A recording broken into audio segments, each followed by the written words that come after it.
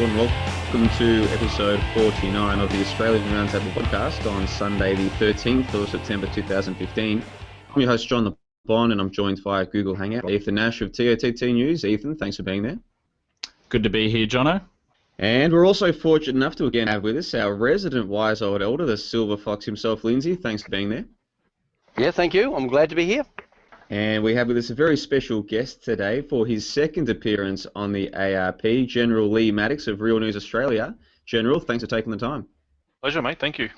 Now, for any new listeners, the ARP is a Brisbane-based independent news analysis discussion roundtable which broadcasts live every Sunday from about 3 p.m. Today we're a little bit earlier, of course, and we'll get to that later. Now, live listeners can take part in a live chat forum at the YouTube channel during broadcasts. All episodes are available at ausroundtable.com, AWSroundtable.com, and they're available for free download. Views presented by individual panelists and guests are not necessarily representative of the entire panel, and all important information cited during the broadcast will be linked to at that site, ausroundtable.com, so you can verify and analyse it for yourself, which we always recommend you do. Episodes generally run for 2 hours, and I'll get to today's rundown right now. In the domestic segment today, we'll be looking at the Australian Tax Office being given new powers, Big Tobacco using Big Brother tactics, NewsCorp to increase book publishing and digital real estate, and then international, we'll take a look at the drowned Syrian boy propaganda that's been sweeping international news around the world. We'll also look at vaccines in depth, and we've got 2 topics on that. Firstly, universal vaccine development in the US, and then a piece about winning the fight against mandatory vaccination. So another action-packed show today, but we'd like to start off by saying hello, so I'll go straight to you there first. Ethan, how are you today, my good man? I'm not too bad, Jono. Looking forward to what is the final episode of the season in terms of an official structured show. You know, it's been a long journey, and here we are, and we still, even to this day, have so many pressing topics to get through. So I'm looking forward to it, John. Lindsay, I know you tried to call me yesterday. Unfortunately, I was away for the whole weekend, so I didn't manage to speak to you then. But how are you today, my good man? Yeah, no, I'm good. Yeah, it was just nuts and bolts about what we were doing today. That was all. So it wasn't overly important. Well, how excited are we that we've got with us again General Lee Maddox of Real News. I thought your debut on the show a few weeks ago was terrific, General. If today's half as good as that episode, we're going to have ourselves a good time. Looking forward to it, mate. Yeah, it should be great. Thank you. And let me apologise in advance if we have any technical issues. Unfortunately, my primary computer stopped working just moments before the show, so I'm using my backup computer. I might come and go with the Google Hangouts depending on how my computer holds up, so apologies in advance to listeners if there are any issues, but let's get straight into it, shall we, with our intro segment. And we like to take a look at some of the funniest stories in the news, and I understand, Ethan, that there's been a bit of poll backfire.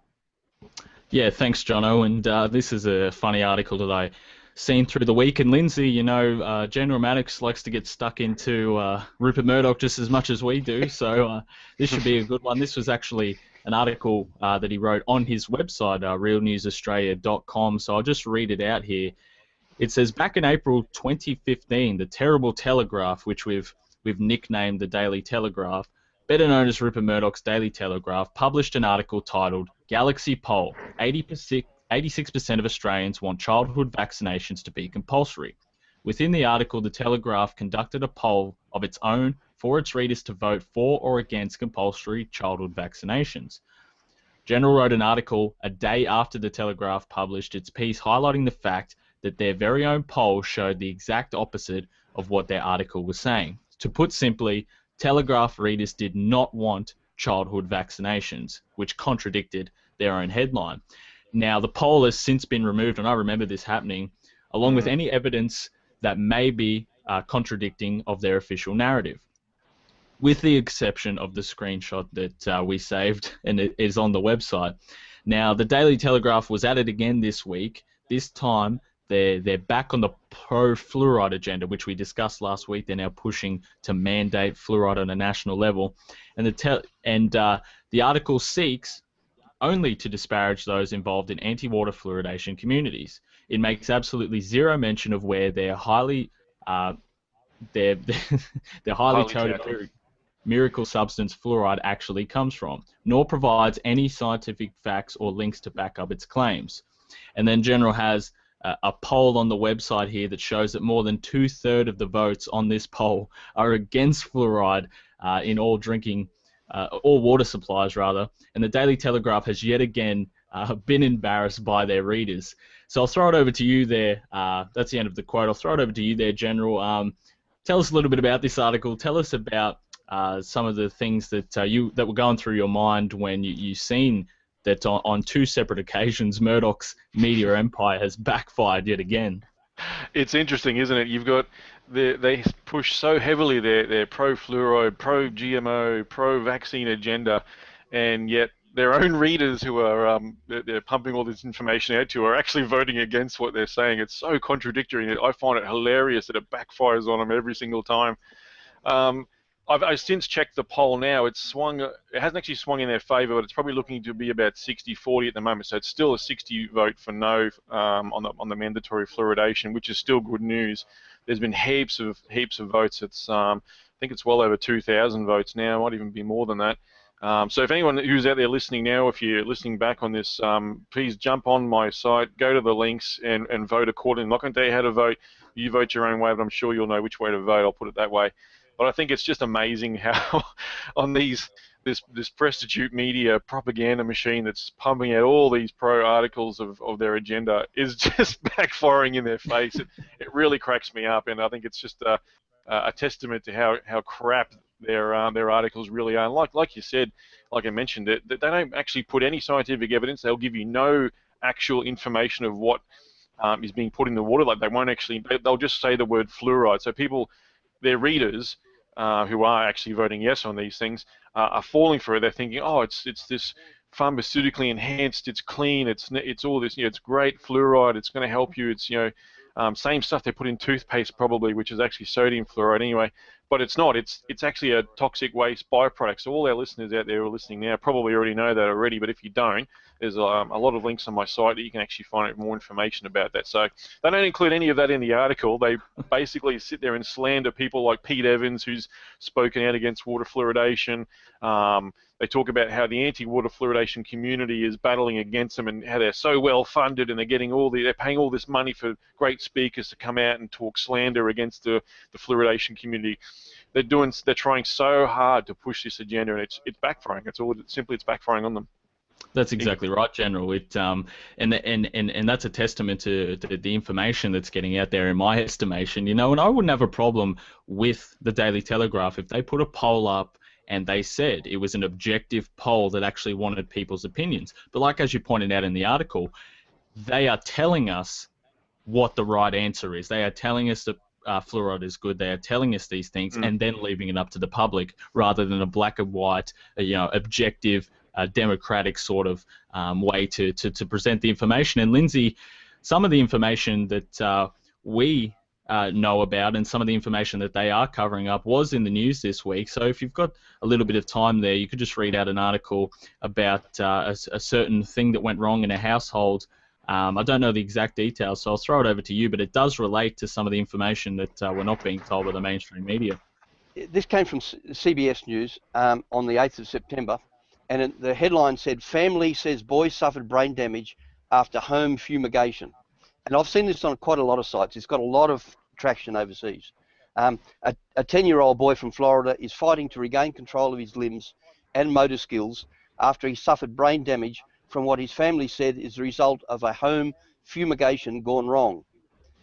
Peyton McCorgney and his family became sick shortly after a Terminix subcontractor treated their home for termites on August the 14th.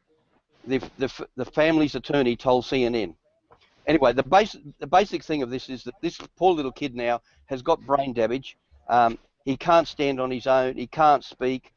He's lost all ability. He's just a blithering idiot by the sound of it. I feel very sorry for him, and apparently he's finding it exceedingly frustrating. Now, the add-on to this was that I got an email from the American Foundation Association, and they are saying that their inquiries show that this was actually sulfuryl, S-U-L-F-U-R-Y-L, fluoride, which is the chemical, and it's a highly toxic chemical that is used in both food and structural fumigation. And they've been fighting it, but got rolled by the chemical companies in America who are still using it to fumigate food.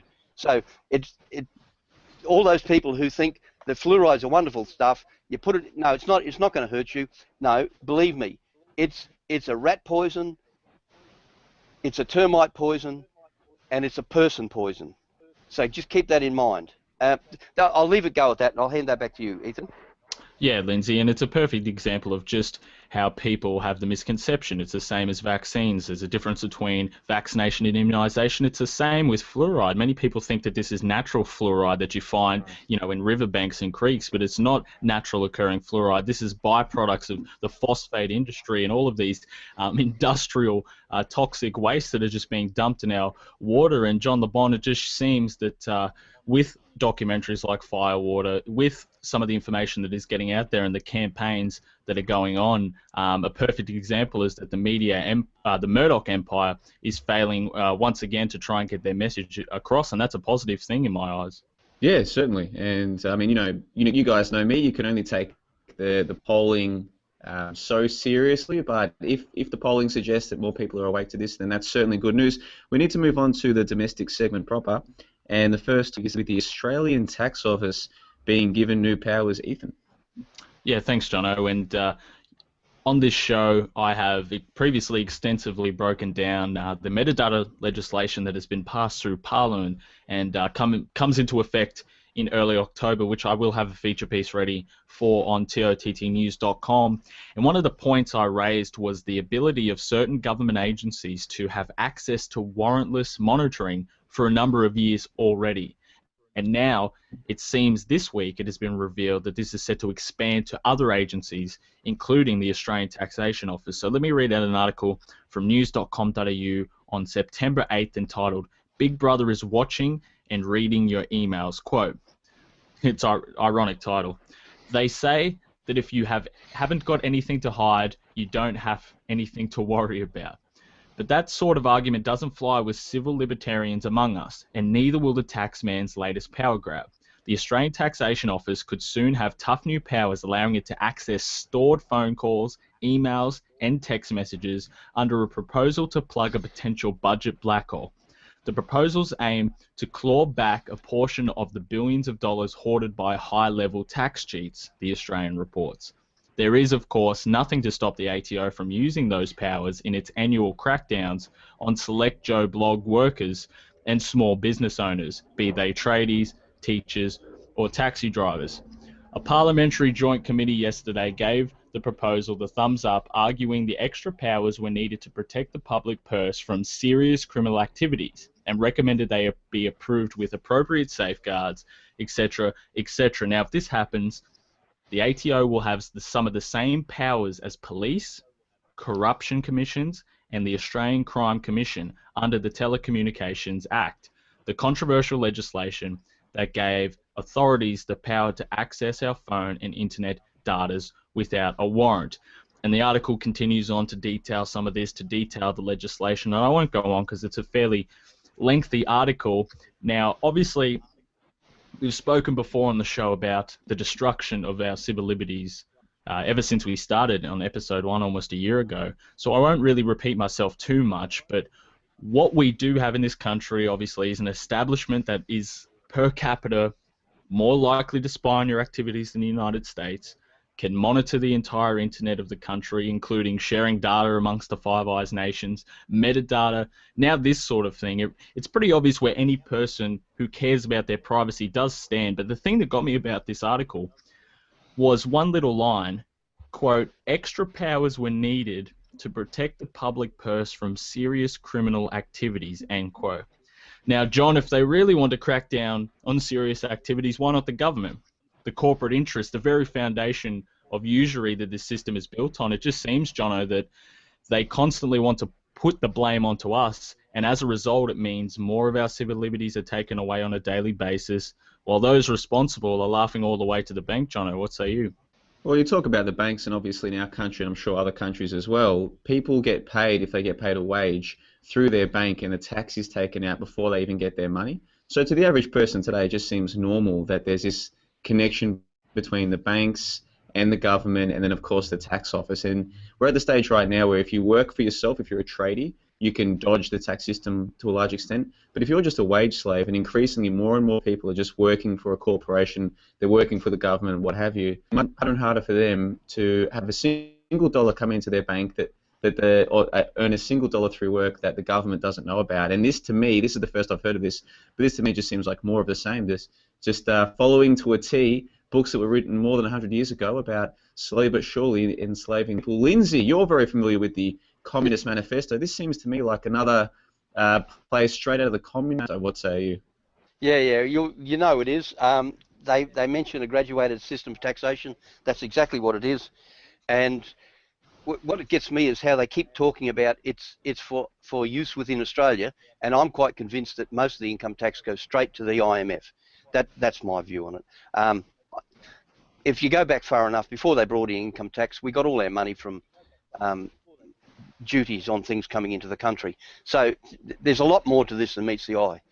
As far as keeping data on us and what have you, my attitude to it has always been they can't. If you look in the Tax Act, they can't supply the definition of income. So you know, I don't know what you're worried about. You've got to sign at the end of the form that you've declared all your income. And how can you possibly sign that if you don't know what income is? And they won't give you a definition, because when I asked them, they said, oh, the High Court has said that income is income according to ordinary definitions. And I said, well, that sounds like you're saying that a pumpkin is a red pumpkin. But I don't know whether a pumpkin looks like a cocker spaniel or a rabbit. What the hell is it? And it's the same with this income. It's all very well and good to say income is income according to ordinary definitions. But what the hell is income? Define it. And that's the problem. So I'll throw it back to you, Phil. I don't want to get, you know how I start to get ranting and raving, but I'll throw it back to you blokes and see what you've got to say about that.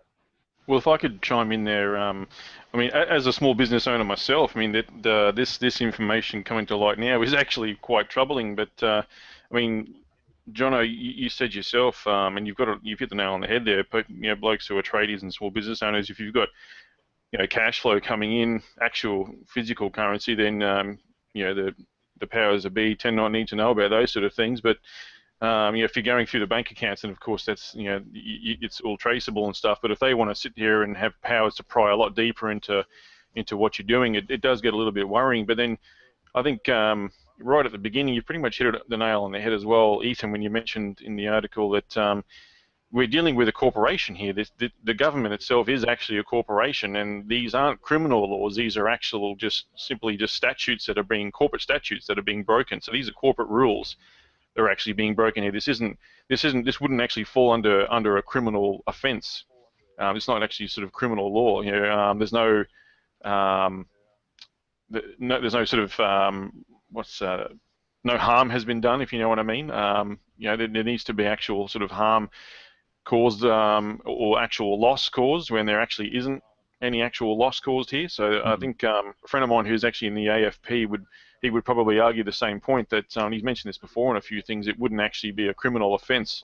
He's mentioned the same sort of thing in regards to people downloading and getting caught by the government for downloading movies and things. It wouldn't actually be a criminal offence. You've simply broken corporate statutes. That's what it comes down to.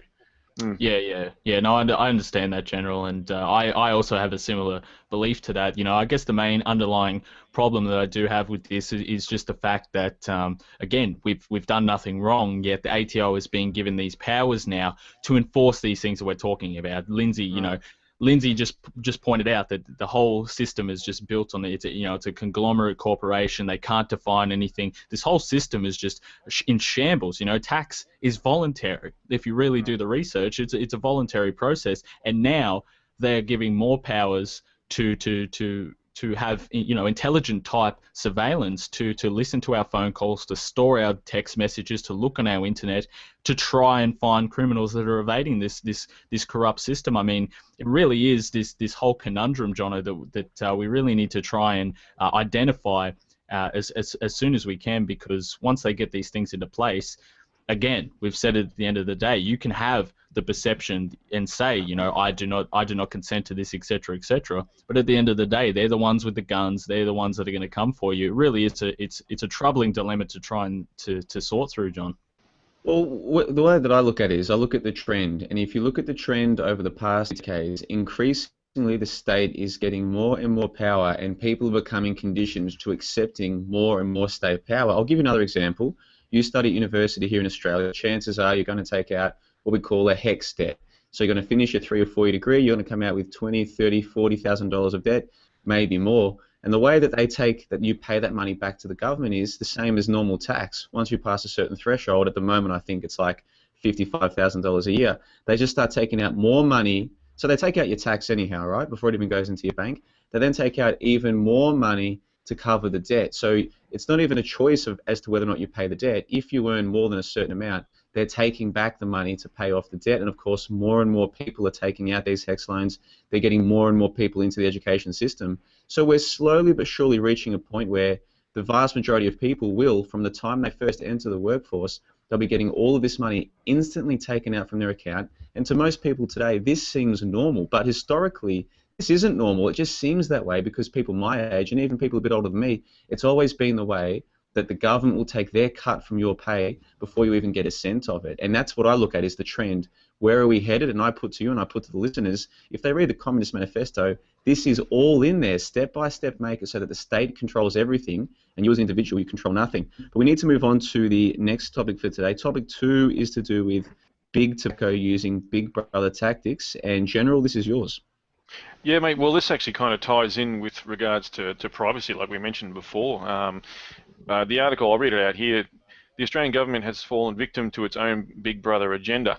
Thousands of Victorian school children and teenagers took part in a government-funded survey which was used to gauge attitudes towards smoking and alcohol, a survey which promised to remain confidential. The data has now been handed to big tobacco giant British American Tobacco simply for the cost of a Freedom of Information request. A similar incident occurred last year when the same company used a Freedom of Information request to access information from the Cancer Institute of New South Wales. That request netted the results of yet another confidential survey on adult attitudes towards smoking. This illustrates the ineptitude of the Australian government and their ability to keep your personal information secure. More importantly, it highlights just how imperative it is to not let the government know too much about you. The more they know about you, your life, and how you think, the more that information can be used against you. It may not necessarily be the government that abuses that information. It could very well be a global corporation. Big brother indeed.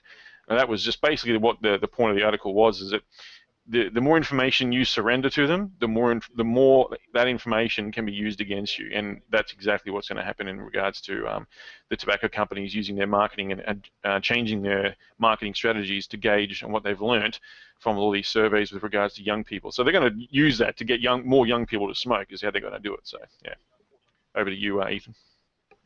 Yeah, it's an interesting article there that you pointed out, and it's perfect Big Brother tactics, and we see this being used over and over and over again. And I pointed this out with the visa polls. You know, obviously you have to always be take a different approach to some of these polls, some of these surveys. You know, what are the agendas behind them, etc., etc. But to see that they will be marketing based on these things, you know, it was supposed to be an anonymous survey. It was supposed to be something that was used as you know, information for someone who was not these people that do benefit from it, these big tobacco companies, and they have just through freedom of information used this as a way to further their own agenda. It's classic Big Brother tactics, and I put to you that half of these people wouldn't even know. Would they have said the same things if they knew that they were telling the tobacco companies directly? Exactly. I mean, it's just this perfect way, and then we can look, well, you know, is there a deeper agenda? Were the tobacco companies in on this already? It's just another perfect example, Lindsay, of how big corporations can always weave in and put their influence whether legally or illegally through loopholes. Big corporations are trying to serve their own agenda on a daily basis, Lindsay. Well, sorry, Lindsay, can I just quickly say something? It kind of makes me wonder, did the government actually work hand in hand with big tobacco in the first place? You know, we'll pay for this survey, and you know, you can have access to the data later. Just pay the $200 and so for the Freedom of Information request, and there you go. It could very well be working hand in hand. Sorry, go, Lindsay. No, that's right. I agree with you. And I was going to say this. to me, this is the same, or not identical, but a similar sort of thing to the trade agreements that they're having, where foreign companies are going to be able to come in. I think it was the tobacco company in Hong Kong, didn't it, who initiated this, come in and say, no, you're harming us with plain packaging or whatever. We're going to sue you, or you know, or that sort of thing. So I think it smacks of the same thing. We're just idiots for letting our politicians get involved in all this rubbish. And we're really going to have to start lowering the boom on them, because this is pathetic, because we're the ones who suffer. Do you have a comment on that? I'll throw it over to John there to see if he's got any opinions on this, because obviously he's very well versed in the TPP and how corporations are now being allowed through the government, through their corporate interests, to just destroy sovereign nations, to destroy our companies. And this is just a very minute example of how the corporations are weaving their influence, but it's just as important as any other, John.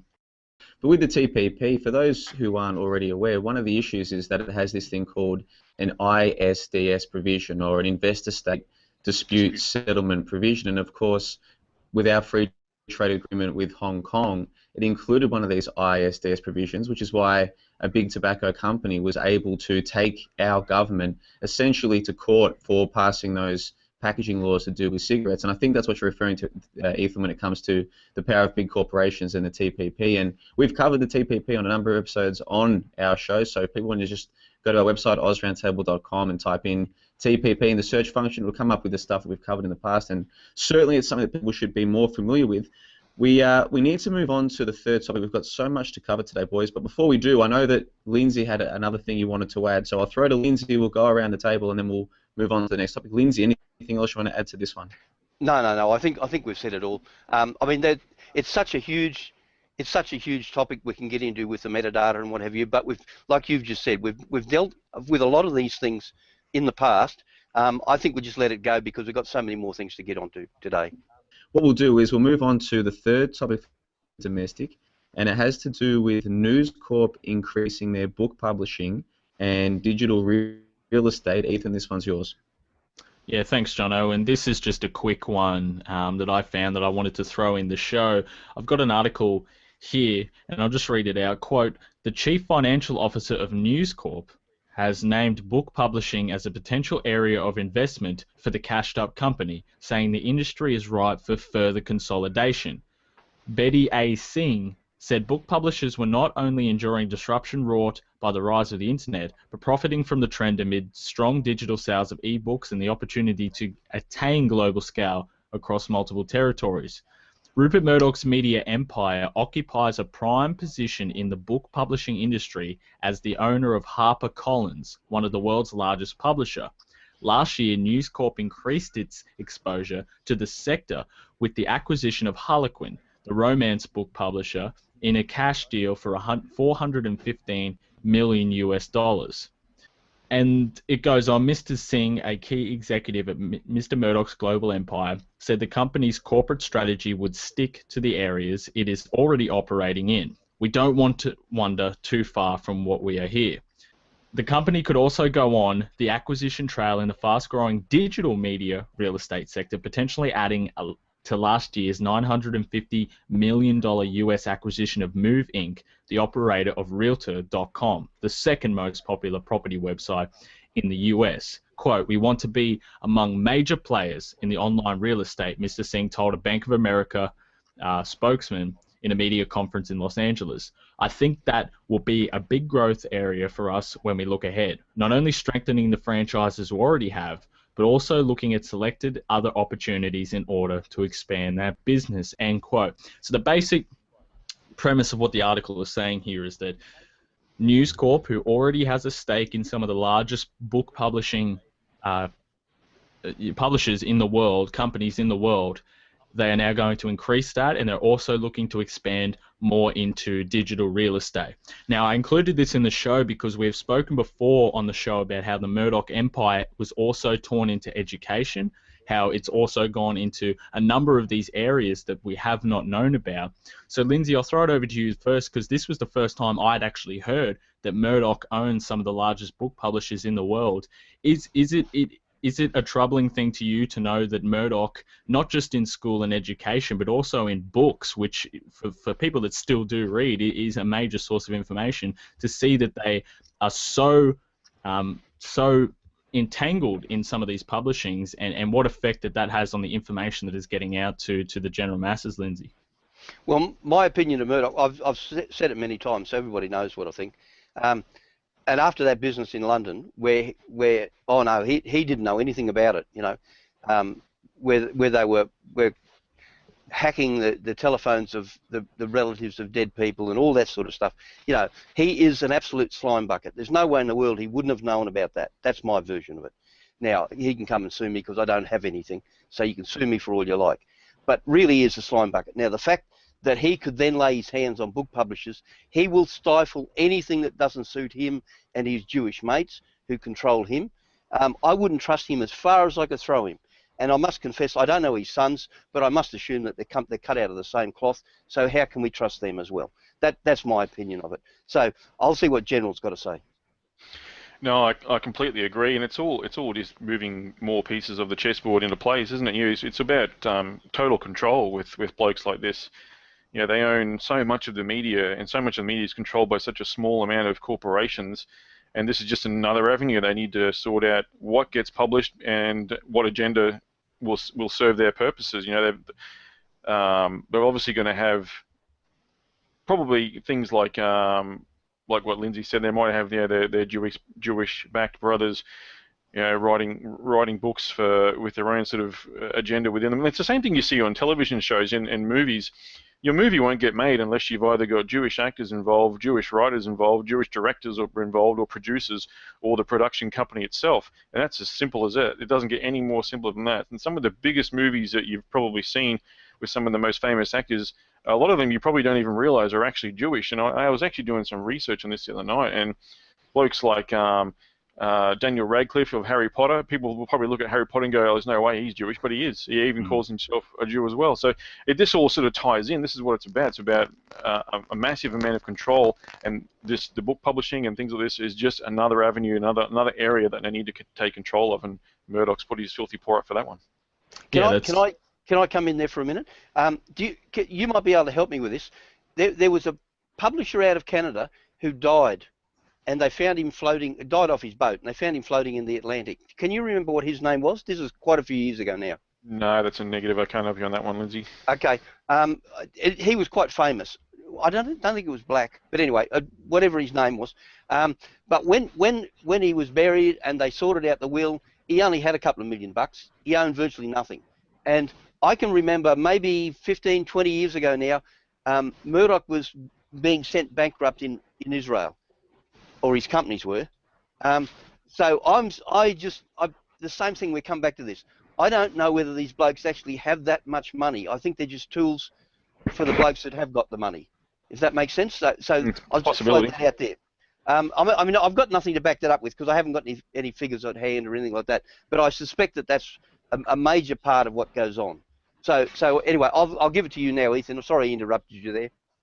No, that's fine, Lindsay. And while we do have some time, I might want to expand a little bit upon this. You know, General, there's a good page on the IMBD website, or whatever that film website is, that does chronicle all of the Jewish actors and actresses, and it goes through there's about 601 names or something like that that are really prominent actors and actresses, and it doesn't include all these things. So you can see that this isn't a conspiracy theory. This isn't us, you know, hating on someone else. This is us just simply stating the facts. And you're a man that we've spoken on the show before, General. You're a man that has children that are in school. How do you feel about the fact that some of these tablets, some of these applications, some of this curriculum is being influenced by companies that have a parent company owned by Rupert Murdoch? Is that a concerning thing to you about what's being fed to your children? And do you think that there is a way that we can somehow, if we identify it, call this out for the conflict of interest that it is? Well, that's probably the key, is trying to identify it. I mean, a lot of it kind of slips under the radar, and if you blink, you'll miss it. And if you're not paying attention to what's in the curriculum, what books are coming home, and things like this, and some of the stories that the kids might be reading and the avenues of education that they're going down. Yeah, if you're not really paying attention, if folks like myself, you might be a bit tired, you've had a big week, and your kids are just coming home doing the homework as they are, you might not really sort of clue into what they're actually learning in the books that they're bringing home. But it does concern me, and I personally try to remain conscious of it. I would say I'm quite conscious of things like on television. There's I still enjoy a lot of the TV shows that are put out by these people. I'm not going to lie. There's some series that I do enjoy, but I look at it under the knowledge of, I know what's being put forward here. I can sort of decipher the meaning of certain things, and when my kids will get a bit older, I'll help explain these sort of things to them as well. They're not quite at the age yet where they would understand what's really going on. My wife is probably a little bit similar. She understands that there is a bit going on, but a lot of it probably does go over her head. So it does really take an awake person to kind of decipher what's coming home and what's coming through the TV. All this sort of stuff. It can be really overwhelming, but it's definitely a concern, Ethan, for sure. Yeah, and that's really the only thing that we can do. We spoke on the show before about that, but the thing that really got me, and I'll throw this over to Lindsay, because you were also someone who didn't realise just how far the Murdoch empire reached. Lindsay, do you think that there is some sort of a law or a common law or something like this that would say that, hang on, these people that are massive media conglomerates, they should not also have the power to influence our education, our real estate, influence our book publishers? I mean, this is a complete takeover control of things. Some laws, limit the amount that these corporations can have. They can only be on radio and television and et cetera, et cetera. There can only be 2 or 3, a set amount of telecommunications that these people can broadcast from. Do you think that there'd be some way to do this, hypothetically speaking? Because something inside of me, and I'll have to do more research on it when we come back for another episode, but something inside of me says that if we can really put the connections together and identify the parent companies, that there should be some conflict of interest here that we can try and overcome. Yeah, well, you're coming back to what you were talking about before, in that it's not really a law, it's only a corporation edict or whatever. That's true. And so you got enough influence from these people on the politicians, the likes of Abbott and what's the other clown? Sorry, the Labor Party bloke. Yeah. So you got they all they got to do is put enough influence on these people, and suddenly the corporation rules can be changed. So it's not, there's no law that I know of as such, and really what their attitude to it is that, oh no, it's all just business. This is capitalism in action, whereas we know it's not capitalism, because we know that they manipulate every damn thing. So it's not like open competition, which is what they claim capitalism is, where fascism. Yeah, the best gets to the top. No, it's manipulated, and it's a fascism. So I don't think there is such a thing as a law that governs it. To me, I've had this argument with a lot of people over the years. It's a bit like banks. The best way to stop the banks is not to walk in their doors. If nobody went into a bank at all, ever, don't borrow anything from them, they would die on the vine. But it's very hard to get that through to people. Oh, you've got to have banks. You've got to be able to do this to buy a house. No, we've got to set up, as a people, we've got to set up a structure so we look after our grandkids or whatever, right? So that the money that you've set aside for your retirement it might have to be a formal trust or whatever, but so that your kids don't have to go to the bank and pay 3 or 4 times the price of a house to some bloody Jewish banker somewhere. We've got to sort it out ourselves, and it's our responsibility. That's my view on it. I don't know whether you agree with that or not, General, but can you see what I'm trying to get at? If they would die on the vine, if we just got away from them. If nobody, you just said you like their television and stuff occasionally, but if nobody watched their television, nobody went to their movies, they wouldn't have the money to manipulate us the way they do. It's all our money, and they use it to manipulate us. Sorry, I'll shut up now and let you say whatever you've got to say. No, I'll just end that with, I do agree with you. And yeah, voting with your feet, I think, is what you're really trying to say, Lindsay. You vote with your feet, and that's how a lot of things change around the place. Ethan, I don't know what your thoughts are on that. Yeah, that's exactly. Yeah, it really is. It's a house of cards sort of, perception. If we all just moved out, it would collapse under them. And I think as we move on for the show, this is going to be a recurring topic about, the power that we really do have and the power that has been, taken away from us. We've got between 25 and 30 people watching live. We thank everyone for coming out very early today with a special time on short notice. We thank everyone for being there. JusticeForGermans.com said Murdoch's conflict of interest is in Genie Energy in Syria being granted oil drilling rights by Israel, and then another example of how the Murdoch empire is manipulating the way that we perceive reality. And another topic, as we move on to the international section now, another topic that the media is covering up is this current so-called refugee crisis that is happening through Europe. And I know, Lindsay, you've got an article there to set us off on a discussion about this so-called crisis. So I'll give it over to you, my friend, and you can read out that article. Okay. I had a great big thing on it, but it'll be too long for this. So I'll just stick with the drowned Syrian boy. And this comes from something called New Observer Online, and it was on the 5th of September. And the headline was, Drowned Syrian Boy Funeral Exposes Lie of Non-White War Refugees.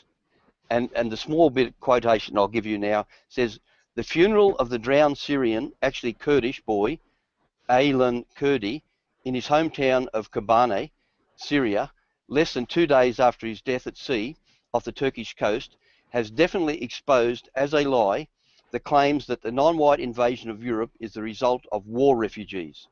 Kobane is 869 miles, or 1,400 kilometres, from Bodrum in Turkey, where the Kurdish boy was drowned, after his parents irresponsibly loaded him onto an overcrowded dinghy, and is supposedly, if the controlled mass media is to be believed, in the middle of a war zone. Now that's where you come back to your control mass media again, Murdoch and crew. Yet Aylan Kurdi's father, Abdullah, was able to take the bodies of not only Aylan, but also his brother Galib and his wife Rehan back to Kobane, where they were buried, once again before the waiting press cameras. The questions which can well be asked is therefore, if the Kurdi family was fleeing a war zone, why is it possible for Abdullah Kurdi to travel so easily back to his hometown and arrange full public funerals at Kobane? Now, I'll let you discuss that, and I want to bring in another one after this to bring that in perspective. But I'll throw it to you, Ethan, to see if you've got a comment on that. We can go round, and then I can come back and continue on with the next article. Well, I would say there's an old adage that they seem to use, mate, is never let a good crisis go to waste. And this is clearly what they're doing. Whether or not you can actually believe that there was a deceased child on the beach, I mean, of course, that's what the intention was in the media, was to make it look like that. And it's definitely serving a particular agenda in regards to it as well. So this whole, look, I'm not completely up to speed with the whole refugee crisis that's happening, or manufactured crisis, if you want to put it that way. All I would tend to try and encourage people to focus on with regards to that issue is, let's not focus on all these people, the mass exodus supposedly coming from Syria. Let's focus on why they're leaving in the first place. And obviously these people are apparently leaving in the first place because they're becoming war-torn. Why are they becoming war-torn? Well, because they're being invaded by and bombed by the US, Israel, UK, and now Australia's joining the bombing. Let's go and send some bombs and test out our Air Force might over there. For no reason. This is a sovereign state that has their own democratically elected government, and the people that are in there trying to overthrow it are the very same people that were supported by the US and Mossad, who overthrew Libya. So I mean, they've just shipped them over there, and these people are just a tool to use, and they've created these people, this ISIS, ISIL, Al Qaeda, whatever you want to call them. These are just a tool. They're puppets in order to topple regimes, and the next one on their chopping block is Syria. That's what we need to focus on. Let's stop invading these countries and backing and supporting these people who are doing it, and you won't have this mass exodus leaving these countries. They'll be fine. They'll stay where they are because they were happy in the first place. Back to you. Perfect. All right. Yes, there's a couple of main issues with this particular topic that I wanted to discuss with you guys today. The first one was to do with that photograph of the child that supposedly washed ashore dead, and the impact that that's had in this country and around the world with regards to how people see the so-called refugee crisis of Syria. And then the second issue that I wanted to get your opinions on was how much we can believe the notion that what's taking place in Syria, what we're told is taking place, is legitimate. So let's focus on that first one, this child that supposedly washed ashore. I'm sure you guys saw this one during the week, and I've heard people talking about this, the way that when they saw the image of the child washing ashore, that's when they changed their mind about refugees, and now they want to take refugees in. And we should say, as a background for the listeners, in Australia, the two major parties, both bipartisan, agree that we should take in 12,000 extra Syrian refugees on top of our regular so-called humanitarian intake. That is, every year, something like 12 or 14,000 refugees are taken into Australia as a part of what we call a humanitarian program, where we take in refugees. Recently, just in the last few days, it was announced by our government, with support from the opposition, that we're going to take in 12,000 extra on top of the regular humanitarian intake. So this is a big issue here in Australia, even though it is supposedly it's all stemming from something that's happening, in the Middle East. So I want to start off with this photo. I'll go to you there, Lindsay. Did you see that photo of the boy in the blue and red that had supposedly washed ashore one of these Syrian refugees? Did you see that one, Lindsay? I just saw it very briefly because I was away for most of the week. I didn't watch any television, but I think I just saw it once, like a quick flash on the screen. So I didn't take any particular notice of the colours of the clothes or anything like that. Well, the colours of the clothing isn't so much what's important. What's important is that this was front page news all around the world, including here in Australia. And it's one of they even called it an iconic photo. It's one of those instances where just one image seems to be enough to emotionally manipulate people into changing their feelings about a topic. And it seems to me that this one photo of a child washing ashore has been enough to emotionally manipulate many people into thinking to themselves, no, it's my job, it's my country's job to allow many refugees to come in. I'll go to you there, General Maddox of Real News Australia. Did you happen to see the photo that I'm talking about? And if you did, what was your take on it?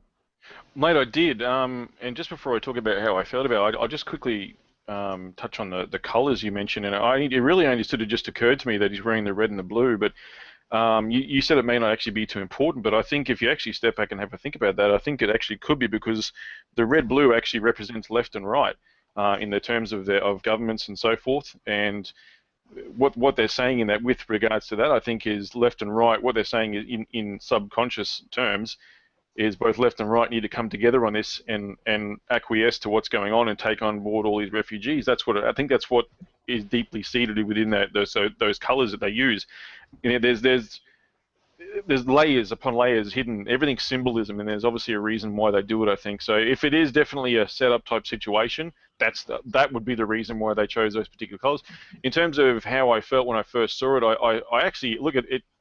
It worked on me. It tugged at the heartstrings because I've got kids, and I thought to myself, "Fuck me! If this was my kid washing up on shore, this is just tragic, And that's what first got me. Is it pulled on those emotional strings, like you said, which was exactly what it was designed to do.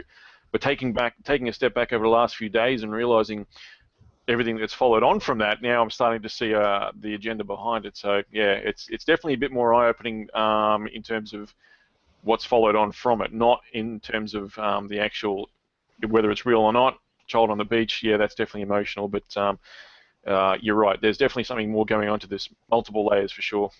Well, I'm very glad you touched on the colours, actually. I think the colours are significant. I wasn't planning to go into too much detail about that today, but there is another take. Your take on the blue, red, left, right, I like that take. There's another take that is that these colours are significant to certain groups who know to look for certain colours or certain numbers to read into a story differently what the average person reading a newspaper might read into it. So I agree with you. The colours are significant. And you said, General, that it did have an effect on you. You're a father, obviously, so this is something that any person, any good, decent person, the notion that someone else has lost their child in this way, of course it's going to tug at the heartstrings, and even an intelligent man like you who knows that the media tries to manipulate you, even you're saying that you had the initial reaction was one of feeling that emotional tug at the heartstrings.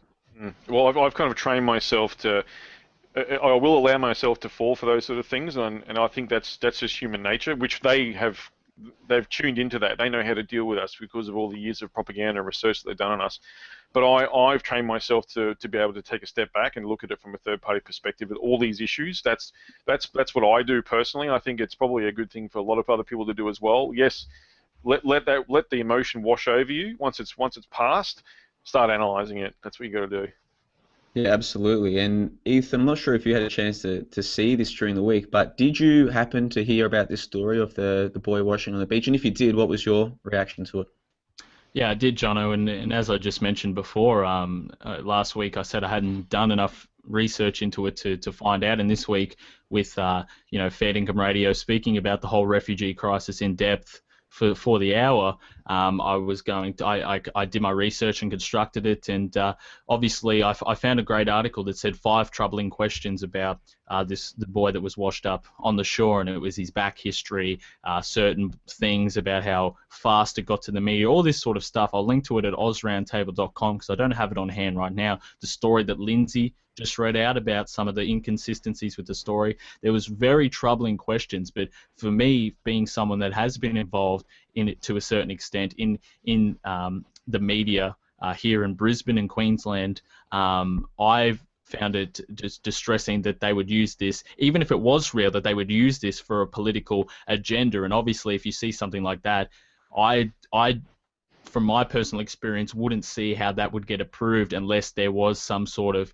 agreement or some sort of cohesion behind the scenes with the Associated Press to make that a front page story, because there are codes and ethics that journalists have to follow, and one of them is these international laws about photographing dead people, etc., etc. So there was a number of questions that I found with that, Jono, and I certainly am not on the fence of the official story. And that made me research more in depth about the actual so-called crisis that we're seeing, John.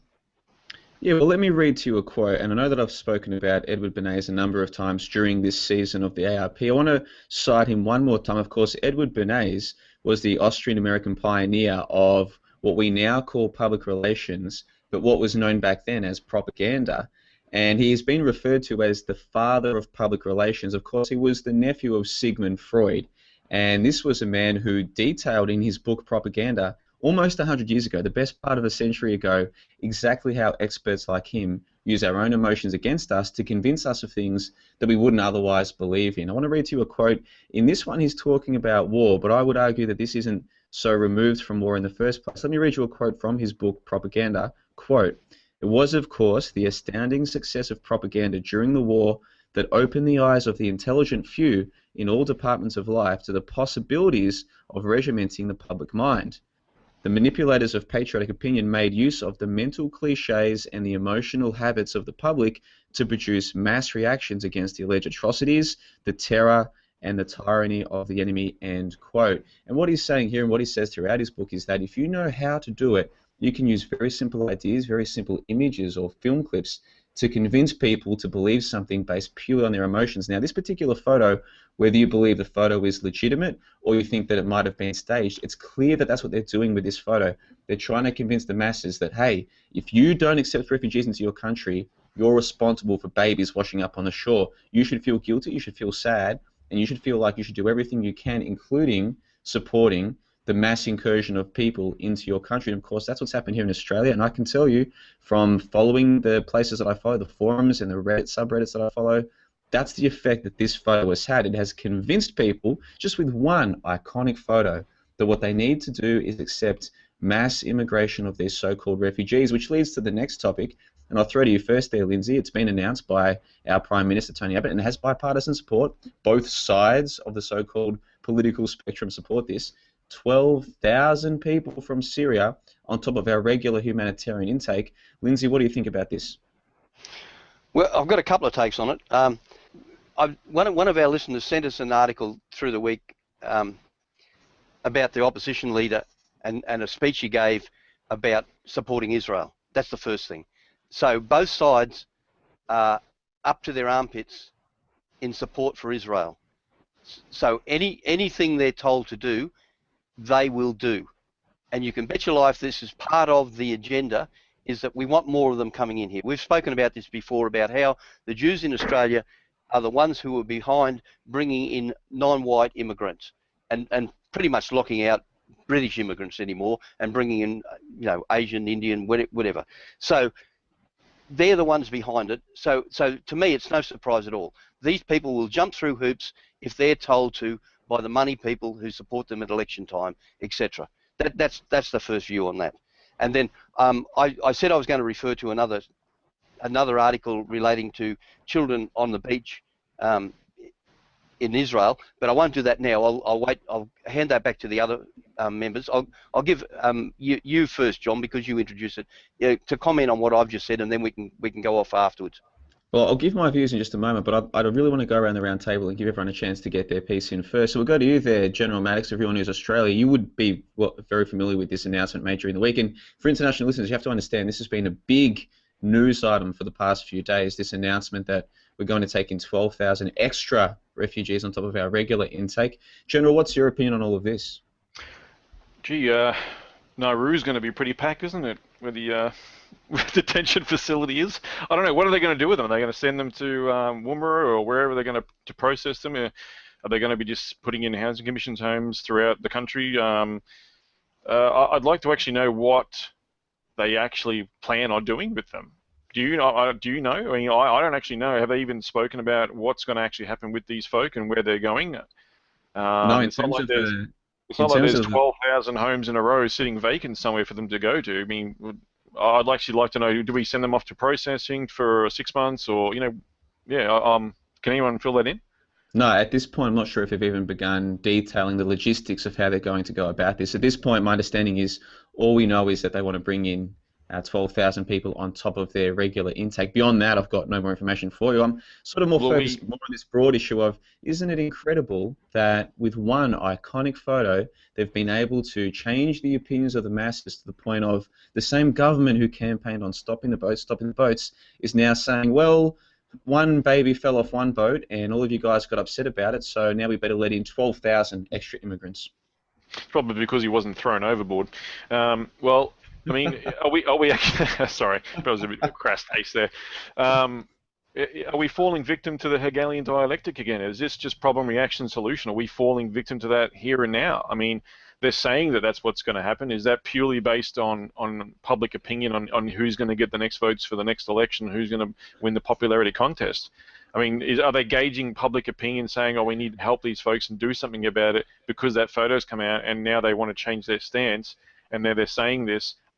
Are they actually going to follow through though? I mean, we don't even know that, to be honest. I have a feeling we could literally be falling victim to that Hegelian dialectic once again, and I'd like to sort of see how it plays out a little bit first before I sort of commit to anything on that one. That's an excellent point, and we should be skeptical. For all we know, this 12,000 figure is a make-believe figure. You're quite right, True. General. I like your take on things. We'll go to you there, Ethan Nash of TOTT News. What do you think on the surface level of this story, of the idea that with just a few images in the media, they can convince the people to demand that we take in 12,000 extra refugees on top of the regular intake? Yeah, it's classic dialectic in motion, you know.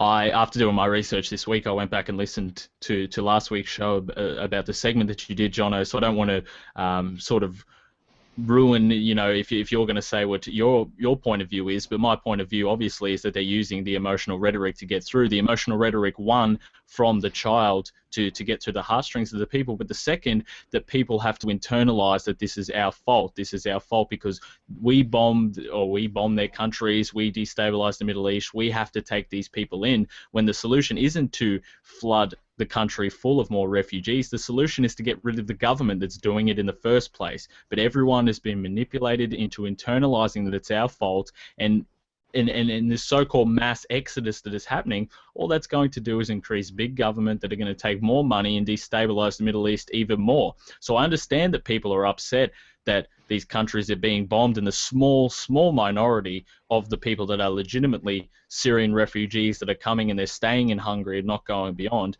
they possibly could be escaping these countries that we have destroyed. I do believe that there is an actual war going on there, but for the solution to be to flood most of Europe and Australia with mass refugees is not the solution to get through, because we need to identify who the real enemy is, and the real enemy is the ones that are bombing these countries, Jono.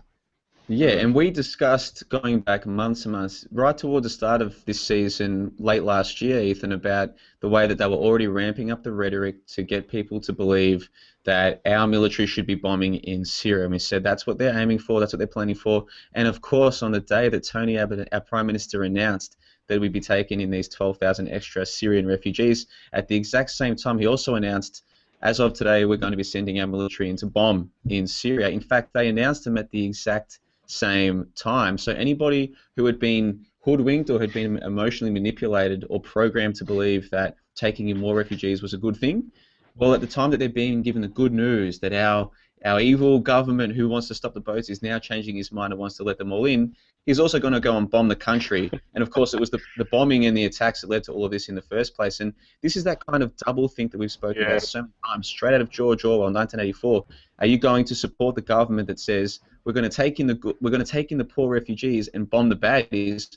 Well, hold on. Even according to your own story, the only reason why these people are getting on boats in the first place is because of the bombing of the baddies, General. What say you? Mate, I completely agree. And like I said, you may not have been connected at the time, but from the very beginning I said, never let a good crisis go to waste. You know what I mean? Like, that's what it comes down to. They're just trying to use it for their own agenda, and people are falling for it hook, line, and sinker. Yeah, big time. Well, we can't spend too much time on this topic, and we usually don't go too far down the rabbit hole, but I did want to get your opinions on this, especially you there, General Lee Maddox of Real News Australia. Is it possible that a lot of what we're told about what's happening in Syria, whether you believe the official story, that Assad's a bad guy and that the rebels are trying to take control for the benefit of the people, or you believe the alternative official story, which is that Assad is a good Bashar al-Assad is a good guy, but it's the Americans and the West who are trying to take him out because they want to control his country. Is it possible that both of those stories, the official story or the alternative official story, they're both buying into the idea that there's a genuine conflict taking place in Syria, whereas in reality, they're the same people who control our country, control this country, control that country. They really control most things. And while there might be some bombing going on, there might be some skirmishes here and there, for the most part, what we're really seeing is a coordinated campaign to convince us all that there's so much turmoil in Syria that we should all be accepting refugees. And once we get into the habit of accepting massive intakes of refugees, who's checking to see if they're Syrian or where they're from? Is it possible this is all part of a larger game of saying the Middle East is so destabilized, and whether you think that's our fault or whether you think that's Assad's fault, the point is you're going to accept more and more people coming into your white Western countries. General, what do you think about this? No, I think you're actually on the right track, Dan. I would like to tie in Israel to this one. I think I've read a little bit lately about the plans for a greater Israel, which incorporates from the Nile to like the Euphrates, like a massive portion of area. Now, this is obviously land that's currently inhabited, and they're going to need to send those people somewhere. So let's get everyone on board with taking people over to your country, and that'll make the job a lot easier, won't it? And that'll give greater Israel the land they want. The people won't be there to try and worry about fighting for it and having it back, and they get what they want, and the agenda is served. I don't know, what are your thoughts on that?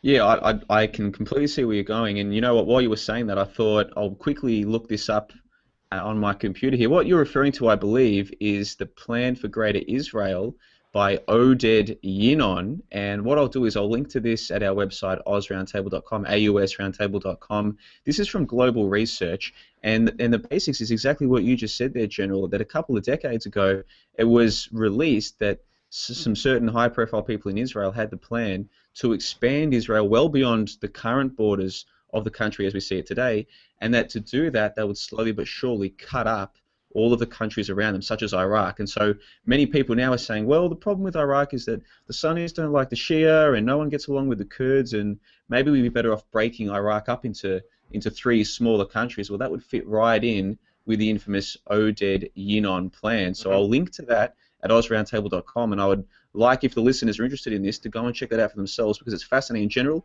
It fits right in with what you're saying. Yeah, look, we can't prove it, but you got to look at what's happening right now, and it does seem to be moving in that direction, and I think that's all we'll say about that one, yeah.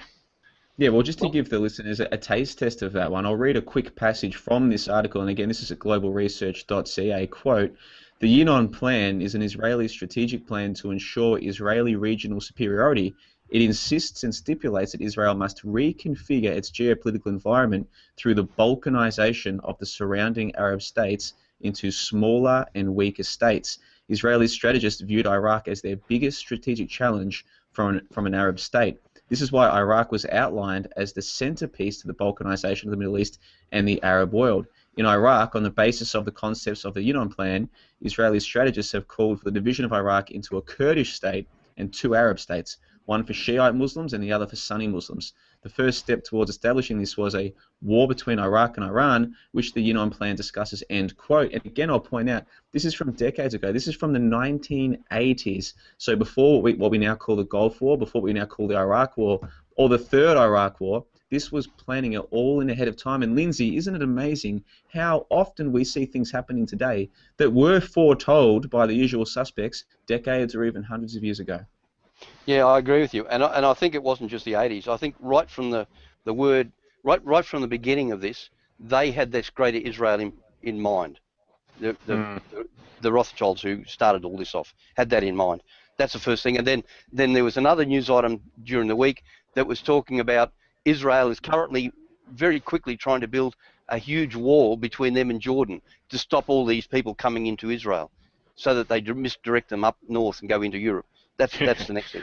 So you know, and can I just add this last little bit, because you'll have people listening to this who have been touched by the emotion of this child on the beach, and who'll be saying you're pack of heartless bastards, or you know, on and on and on. Can I just point out to them that there is a disparity of the media coverage to the images of children dying on the beach. And if you hark back to 2014, you have a perfect example of the control media double standard with regard to Europeans and Jews. And remember those young children that were bombed with a rocket from Israel, and they saw broken bodies and what have you lying on the beach. And most people, that's completely gone down the memory hole now. They don't even recall that. They're emotional about this young Kurdish boy, but those poor people in on the beach in Gaza are forgotten completely now. So it is to do with the media. They can make 4 children disappear, or they can make one child turn the whole world's emotions on. And you've got to come back to that. It's not an independent thing. They know exactly what they're doing. And people need to go and watch Wag the Dog. Yeah, and can I just drop one other one and remind people about that young girl? I think her name was Nia Yara or something like that, and she claimed to witness Saddam Hussein's soldiers removing babies from incubators and smashing them on the floor. Made up. That caused the war in Iraq to begin with. You know, something as small as that. You know, when I say small, this is just one girl's testimony before the US Congress or whatever, and that was enough to trigger the war. You know, we really are manipulated. We've talked about this, about parasites, and all they've got to do is press the right button or put the right chemical, which is words for us, and they're doing it every day of the week. And here's a perfect example of it. That's probably enough for me. I'll see what you've got to say about that, General. Lindsay, sorry, General, I'll just interject there quickly. The incident you're referring to there, Lindsay, is Naira, the Naira testimony, N for Nelly, AYIRAH, the Naira testimony. If people aren't familiar with this, they need to check it out. Again, I'll provide some links on AusRoundtable.com. But basically, a young girl made a statement to something like a congressional hearing in the US, and she was saying that she was working in Kuwait as a nurse, and that Saddam's soldiers had come in and they were throwing babies out of incubators, and it was very emotional. And if you didn't know any better, you'd even as a grown man, you'd almost be in tears. What a terrible story. Turned out she was the daughter of the Kuwaiti ambassador to the United States. The whole thing was a public relations exercise that was being carried out by a large public relations firm. It was all a big hoax, but by the time this came to light in the media, the Gulf War had already started. I mean, not only can they do this, they have done it, and they've gotten away with it in the past. And compared to having a young girl pretend that she was a nurse saying Saddam's soldiers do bad things, having a dead body, float up onto the shore, that is an absolute cakewalk. And I would encourage all listeners to go and look into that photo for themselves. Look at some of the data that you can check out with these photos to do with the compression. There are technologies that you can use to see if photos have been doctored, and I put to you guys right now that anyone who takes the time to go and look into those photos of that red and blue clothing-wearing boy washing up on the beach, you'll see it quite clearly. Those photos have been doctored, and I'm glad you brought up Naira, Lindsay, because compared to Naira, this would be a walk in the park. Now, we do need to move on to the next topic. Before we do, though, Ethan, do you have any final thoughts on all of this? I just want to reinforce everything that you fellas have said. You know, you're on point, and we haven't even got into the discussion about who these people are in the mass exodus, which, you know, maybe John and I can do something on his channel, you know, later in the week to really examine who these refugees are and where they're coming from, and how the media is portraying them. But you know, that's pretty much all that there is. It's a massive topic, as I mentioned at the start. It's a multi-layered topic that really has different aspects to it, and if you really do the research, you can see it for what it is. But you know, most of the general masses are either confused or have misdirection with their information. So it's certainly a big topic. So I encourage all the listeners to check out AusRoundtable.com. All the links will be there, and you can look into it for yourself, John. And General Maddox, I should say for our international listeners and for any young listeners who might not remember, your joke earlier about the children overboard, of course it was a joke. It might seem crass, but actually when you understand the background, it's not crass at all. What happened was, what was it, 15 years ago now, under John Howard, we had an issue where the government was telling the people that asylum seekers had thrown babies overboard, and it turned out that that was a complete lie. So we know the government can lie. That's why I turned it in. Exactly right. So I thought I'd give the background there, but do you have any final thoughts you want to add to this topic before we press on? No, I'm happy with that.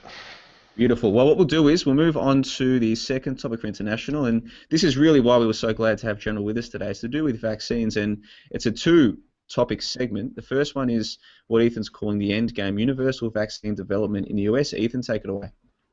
Yeah, thanks, John. Now, our listeners are quite familiar with the fact that vaccines are a major discussion point on this show and have been, you know, for the last half a year since these new laws and measures were announced. But one thing we haven't spent too much particular time on is the end game, as I like to call it. So I thought, seeing as this is our last, official structured episode for the season, we could touch base on a news story that came out this week and then open it up for a general discussion. So let me read out an article this week from The Economist entitled, "Why a Universal Flu Vaccine May Soon Be a Reality." Quote, "As the weather gets colder and the nights start to draw in, the annual ritual of the flu shot draws near. This year, the world's capacity for producing seasonal flu vaccine will be somewhere in the region of 1.7 billion doses. A new shot is needed every year because there are a variety of influenza viruses that affect humans, and these mutate regularly. In order to trigger immunity against the flu strains in circulation, vaccine makers must adapt their jab. Sometimes, as they did last year, they make the wrong guess about which strains will be the most troublesome. Such missteps lead to shots that are far less effective than hoped. This can be a serious problem. Every year, in America alone, seasonal flu kills about 36,000 people. Scientists have long sought for something called a universal flu vaccine, which some have even described as the holy grail of influenza vaccination. This is a vaccination that is created once and which protects for many years or even a lifetime against all manner of flu viruses. Now, two groups of scientists in America say they have made an important step towards creating just a universal vaccine." And then it goes on to speak about what current vaccines do and the molecules that are, and it goes into detail about what the new vaccine will prove about the molecules and how it's different from the current individual vaccines. And it says in tests, vaccinated mice were fully protected against a HV virus, which is a bird flu, and ferrets and monkeys were particularly protected. A specialist in infection disease at the Australian National University, so this is where it's coming from. It's coming from this country, the university that are creating this vaccine or in the works to do it, says that because the work is in animals, it's not clear how long immunity will last from a dose given to humans. Years more work will be needed before it's clear whether this approach will work. But there are two big reasons to seek out a universal vaccine. One is the difficulty of matching the seasonal shot against circulation strands, given that mismatch can lead to thousands of excess death. The other, however, is that a universal vaccine should significantly improve preparedness for a pandemic flu. In a pandemic flu, the virus mutates so significantly that humans have little or no immunity to it. This can allow the virus to spread easily from person to person all over the world. The good news is that even without a universal vaccine, the world is better, etc., etc. And I won't read on because it is a long article. Now, this is a very large discussion, and the end game, so to speak, is very taboo, even amongst the vaccine crowds, because it does take a certain understanding of the world, an understanding of who controls it and what their agenda is. And it has a long and prominent history in society through the forms of eugenic organizations and fairly evil operations, at the highest levels. Now, it would take a lot of research to summarize these points on this segment here today, but essentially, if you do the research far enough, you'll find that vaccines, the individuals and the corporate interests behind them, are complicit in death, disease, and topics far beyond that. And there is a plot through sterilization, toxic inoculation, and a number of topics to do great harm to the human race as a result, and a universal vaccine is just one of the measures they will take to achieve it. So with this story as the catalyst, I'll open it up for a discussion now, and again, this is just a casual chat with our own opinions involved. General, I know you're familiar with some of these things that I'm talking about, the Bill Gates Foundation, doctors being murdered, etc., etc. What are your thoughts on a universal vaccine and the ultimate end game that has been spoken about by some of these individuals, and the constant recurring theme that a pandemic flu is on the way? What do you think of this? Mate, I think you're a conspiracy theorist and you should be shot. I'm joking, of course. No, look, honestly, it doesn't surprise me. I mean, what is there? There's something like 280 vaccines in the pipeline now that they want to bring out. And look, it doesn't surprise me that some of these groups are calling for a universal jab on a universal level. I mean, honestly, it just doesn't surprise me that this is the direction that they could be going, or that they want to go. And for this to be on the cards, it's something that would take probably a few localized incidents where there's probably, we're all talking hypothetically here, but a few mass deaths in a few countries around the place, especially in some sort of the Western civilizations, not in the middle of Africa somewhere like they were trying to scare with Ebola, but something in, for example, let's say, Sydney, there was, a whole massive amount of deaths with regards to a particular flu strain, and we're going to see the Hegelian dialectic once again come into play with problem, reaction, solution. They've got the solution sitting there ready to go right now, which is a universal jab, and they're going to play out the problem and the reaction in the public. This will be used against us with this in that form. 100%. That's exactly what they would do if they were to do it. Whether the agenda of the end game, like you said, is tied in with eugenics and these eugenics organizations in regards to culling the population back to 500 million, as stated in the Georgia Guidestones. Hey, this could be the catalyst to do it. A lot of people are speculating with regards to how this could play out. Maybe this is it. If they're starting to talk about it, then this could be how it's going to happen. Lindsay, what do you reckon? Yeah. I got an email through the week from Bronwyn Hancock from Vaccination Information Service, and one of the things she's got in there is that the government does not show the slightest bit of concern about the risks from vaccination, even death. The government has never been granted such power by the Constitution, yet it is already paving the way for it and also preparing for the next step, doing the same with adults by setting up an adult vaccination register. Bills for this register have been introduced just today. Yes, you're next. And then she gives a link to the budget and what have you. That must be part of the bill that we're talking about. So she's saying that they're already setting up a bill here for universal vaccination for adults. So it is a worry to me, because it's going to come. They've got all the guns. They've disarmed us. There's going to have to be a confrontation, and they would no doubt realise this and be prepared for it. Like we've spoken before on this show about, they just use Google. They know what's coming up. They know who's got the flu, whether there's a big epidemic, just by the number of people who go on doing Google searches about influenza. So if you've got people doing Google searches about vaccination or adult vaccination or resisting vaccination, they'll know about it before we do. And so that's what it is a worry to me. And once again, we're talking about the Constitution. It's quite specific in the Constitution about you can't be forced to have medical procedures. They don't care. They will get away with whatever they can get away with until suddenly some of them start dying. And that's the only time they reason is, oh, we can't have us being killed. So that's what I see coming. Ethan, do you see this or not? Or am I being a little bit over the top?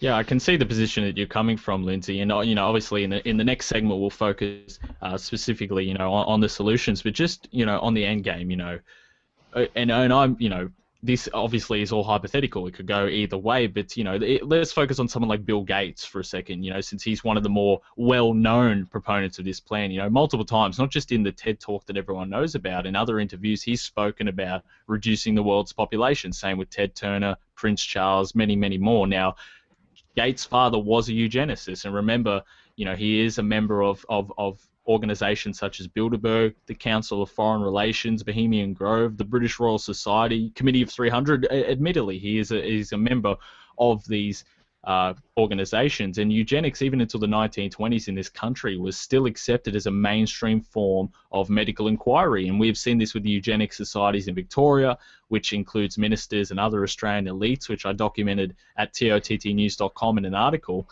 And so let me put it this way. Let's create a scenario. One is pandemic, whether it's a real pandemic or a fake pandemic, Well, I've suggested that they're going to stage a fake pandemic. Who knows what it will be? They've said that they're preparing for it in articles that I've linked to on AusRoundtable.com. So let's think about this. Let's think about a pandemic. Now, they've said in this article right here that regular jabs don't protect against a pandemic because the virus is constantly mutating. It's mutating with other viruses, etc., etc. Solution is a universal vaccine. Now, in this country, we have biosecurity laws that say any person suspected of having a disease can be quarantined and forced to take a vaccine. I mean, this is the time that we're living in, and we know that there's evidence suggesting vaccines are causing sterilization, destroying the human immune system. We should be concerned about these things. So in a hypothetical scenario, you can see that if they did take a pandemic route and had a universal vaccine ready, they also have the laws and the perception involved to make sure that people do get this vaccine. And it's a big scenario, but hypothetically speaking, John, do you get where I'm coming from? And even if these laws like this aren't real and there's no end game behind it, the laws that are in place should be enough just to scare the people as it is into taking action against this, to empower them to take action against this, because we've spoke on vaccines on this show for a long time, but there really is a darker agenda behind it, and these frameworks, if they've fallen into the wrong hands, could really go south, and that's what we're trying to identify here, John. Yeah, well, my perspective. It is that my personal take is I never say that I think people should be scared, because I think people are less likely to make good decisions when they're scared. In fact, I think the people who run the show, they want us in constant fear, because when we're in fear, we're less likely to act rationally. So I never suggest people should be scared, but at the same time, I can see where you're coming from. I think if we get to a stage where people honestly believe that the government should have the right to mandate that the people, even people who don't want it, should have certain chemicals injected into their bodies or injected into their children, then clearly this opens it up to abuse, and only a fool would trust their government with that kind of control over people's bodies. And when you talk about the end game, I've said this before myself, it seems to me that if you can condition the masses to think that it's okay to mandate vaccinations because of herd immunity, then you're only one step away from the government being able to convince people that we should mandate microchipping, again for herd safety. And I've said before, I'll say it again, it wouldn't surprise me one bit if at some point in 5 or 10 years there's a big news story, it'll be a worldwide news story, of somebody abducting 12 children from a school. It will spend days. They can't find the children. They can't find the children. Where are the children? Then we find out a few days later all the children are dead, but they were only a couple kilometres away. If only we had some way of tracking them. And you watch the mums and dads lining up to get their kids microchipped at the free microchipping centres that spring up all over the place. And at first it'll be voluntary. It'll be, hey, if you're parents and you're concerned about the welfare of your children, you know you can't trust them to be safe in this scary world, but we'll give you a free microchipping service if you choose it. And then slowly but surely that will become the norm. and then give it another generation and it will become mandated. If people can't see the similarities between mass vaccination, forced vaccination, and mass microchipping, then I can't help them, Ethan. What say you? Yeah, that's right, Jono, and that's what I was trying to get at, because people will be scared of this. We want to take this information and make them use it to empower themselves, but because of the mass media fear, they will be scared of these pandemics that may or may not be staged and whatnot. And even on the surface level, as you're saying, just conditioning them through emotional rhetoric, etc., that's a problem in of itself, and something that I tried to get to speak on today was the darker agenda behind it. But that really is more of an individual thing. I just thought it'd be something that we should bring up on the show, that there are evil people, satanic people behind this that have openly admitted that they want to use vaccines, and we've seen it all across countries like India, just people that are being so harmed by vaccines. It almost makes your blood curl and should empower you to do something about it. These are the people that are behind it. And on the surface level, they're building the framework now to introduce mandatory vaccines, to push for this notion that there's a pandemic coming, to offer the solution, which is the universal vaccine, and then have the laws in place to make sure that we can't resist against the vaccines. This is their plan, but I don't really have any final thoughts to add, because we're going to move on to the solutions to get past this and really put a positive spin to it. But I encourage everyone to really be vigilant and to research the darker agenda behind vaccines, because, as I said, even some of the vaccine crowd don't know the extent that it does go to. So I'll leave links at AusRoundtable.com for everyone to check out, Jono. Well, I was recently out at a public event where people talk about topics, and I like to keep my finger on the pulse, and not just to get someone's opinion, but to sit there for an hour or two and listen to just the regular people who watch the TV, who read the newspapers, who go to university and think they're smart, see what they think about certain topics. And just last week I was sitting there and I was listening to a girl talk about how wonderful Bill Gates is. Because, hey, Bill Gates, he's this big philanthropist, right? He's helping people in Africa and he's helping them with vaccinations and making them healthy. You say to one of these people, have you heard what Bill Gates said he's hoping to achieve with these vaccinations? You know what he said? Well, he wants to help them. Yeah, but do you know what he said about how he's trying to help them? Bill Gates has openly said in front of an audience, it wasn't a secret, that he wants to see population reduction in Africa, and he sees vaccinations as a means to achieve that. Did you know that? No, that can't be right. Well, please go and look into it for yourself. That's the reality. A lot of this stuff isn't even secret. They put it out in the open, but people are so incredulous, they're so trusting of billionaires, of supposed billionaires, for Christ. They're so trusting. It's, hey, if they're giving us these chemicals, it must be because they want to help us. Yeah, well, look into it for yourself and see if that's the case. We'll move on to the third topic. Obviously, it's very related to this for internationals. To do with winning the fight against mandatory vaccination. Ethan, take it away. Yeah, thanks, John. And now that we do have an idea or a discussion of what the future may hold, we obviously have to focus on the now and stop their vaccine development, stop their eugenic agenda in its tracks now. And I want to focus on the here and now, and it's time to take a look at what we can do to stop these plans before we continue. Now, we did cover some of these with Lisa Weckert on episode 30 of the Australian Roundtable Podcast, so I recommend people go and check that important episode out if you haven't already. Now, today, it's great that we're joined by General Maddox of RealNewsAustralia, because you wrote an article, General, recently at realnewsaustralia.com entitled "How to Win the Fight Against Mandatory Vaccination." So I'd like to read out a portion of that, and then I'll throw it over to you to tell us a little bit more about it. But let me quote just for now from the article, quote, "The passage of SB 227 has the pro- and anti-vaccination world in an uproar. The bill was signed into law on June 30, 2015, and it takes effect in January 2016. The passing of the bill into law was seen as a major loss in the fight for freedom of choice, and the loss of rights as a parent by the anti-vaccination lobby, as well as human rights groups. The bill was written to ensure that all children in the US state of California receive vaccinations according to the vaccine schedule mandated by the state. The ideology behind it is that so-called herd immunity will kick in and everyone will gain protection from whatever disease, virus, or bacterium the inoculation is supposed to thwart. The highly perpetrated myth has been pushed by the mainstream media, politicians, and the pro-vax lobby for years, and is one of many scare tactics used by them to used as coercion into vaccinating their kids. So how are parents supposed to win the battle now that it's written into law? Well, as it turns out, the law SB 227 will lead itself into its own demise and render itself useless. In fact, it's exactly what parents need to win. How so? Well, it's the wording of the bill and the definitions in the state of California's statutes that render it obsolete. So I'll throw it over to you there, General. If you do have the article in front of you, tell us a little bit about what you found in the legislation itself and what the actions we can take after this as a major way to try and stop this as a precedent. All right. So now bear with me here, folks, and for those that are listening or hearing this on playback, this is going to be a bit of a mouthful, and it might go over your head a little bit, but I'm going to give you some sources that you can go through to help you comprehend this information. First of all, if I can encourage everyone to actually go and listen to a podcast on the Kraz Files podcast. It was called Decoding the Strawman with Anita Whitney.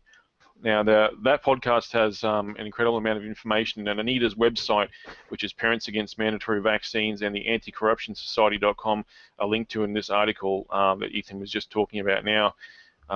So she's got some fantastic information. So listening to that podcast will get you started. She'll put you on the right direction to then follow that up with watching on YouTube a brilliant documentary called Strawman, The Nature of the Cage. Now, if you look, folks can look that one up on YouTube. Set yourself 2 hours aside tonight and watch that. Watch it. I've watched it 3 or 4 times already. I've listened to that podcast 3 or 4 times now as well, because it does take a bit to get your head around this. Now, armed with that information, once you've done that, the things I'm going to go through now will actually then make a lot more sense to you. So I'll just take folks through this bit here. Now, as Ethan mentioned, Senate Bill 277, the way that bill has been worded is actually the key to fighting this situation. And the state of California, you probably note in the article, Ethan, that I've written that in all caps. That is because state of California is actually a corporation. Now, those corporate statutes that they've put in place, they have to follow through with particular definitions. Now, the definitions that they've got listed for the word person, which, as I said, the very first line of the bill, this is what it says. There's a quote from the actual bill itself. You can look this up. I think I've actually got a link to it there as well. It might be there somewhere. If not, I'll throw it up a bit later for everyone to have a look at. But the link is, sorry, the quote is as follows: existing law prohibits the governing authority of a school or other institution from unconditionally admitting any person as a pupil of any public or private elementary or secondary school, childcare center, day nursery, day school care, blah, blah, blah, all those things, unless prior to his or her admission to that institution, he or she has been fully immunized against various diseases, including measles, mumps, and pertussis, subject to any specific age criteria. So that's the very first paragraph of Senate Bill 277. Notice how they use the word admitting any person. So they don't refer to in that bill as any living flesh and blood human being or child, as in a flesh and blood child. They use the word person. Now, there's a reason for that, because they are a corporation, and in their statutes they have to use the word person. So I've got here, according to the state of California statutes, there's a link to that. You can actually look up their statutes on the actual government website. Number 17 of their statutes, person, includes any person, firm, association, organization, partnership, limited liability company, business trust, corporation, or company.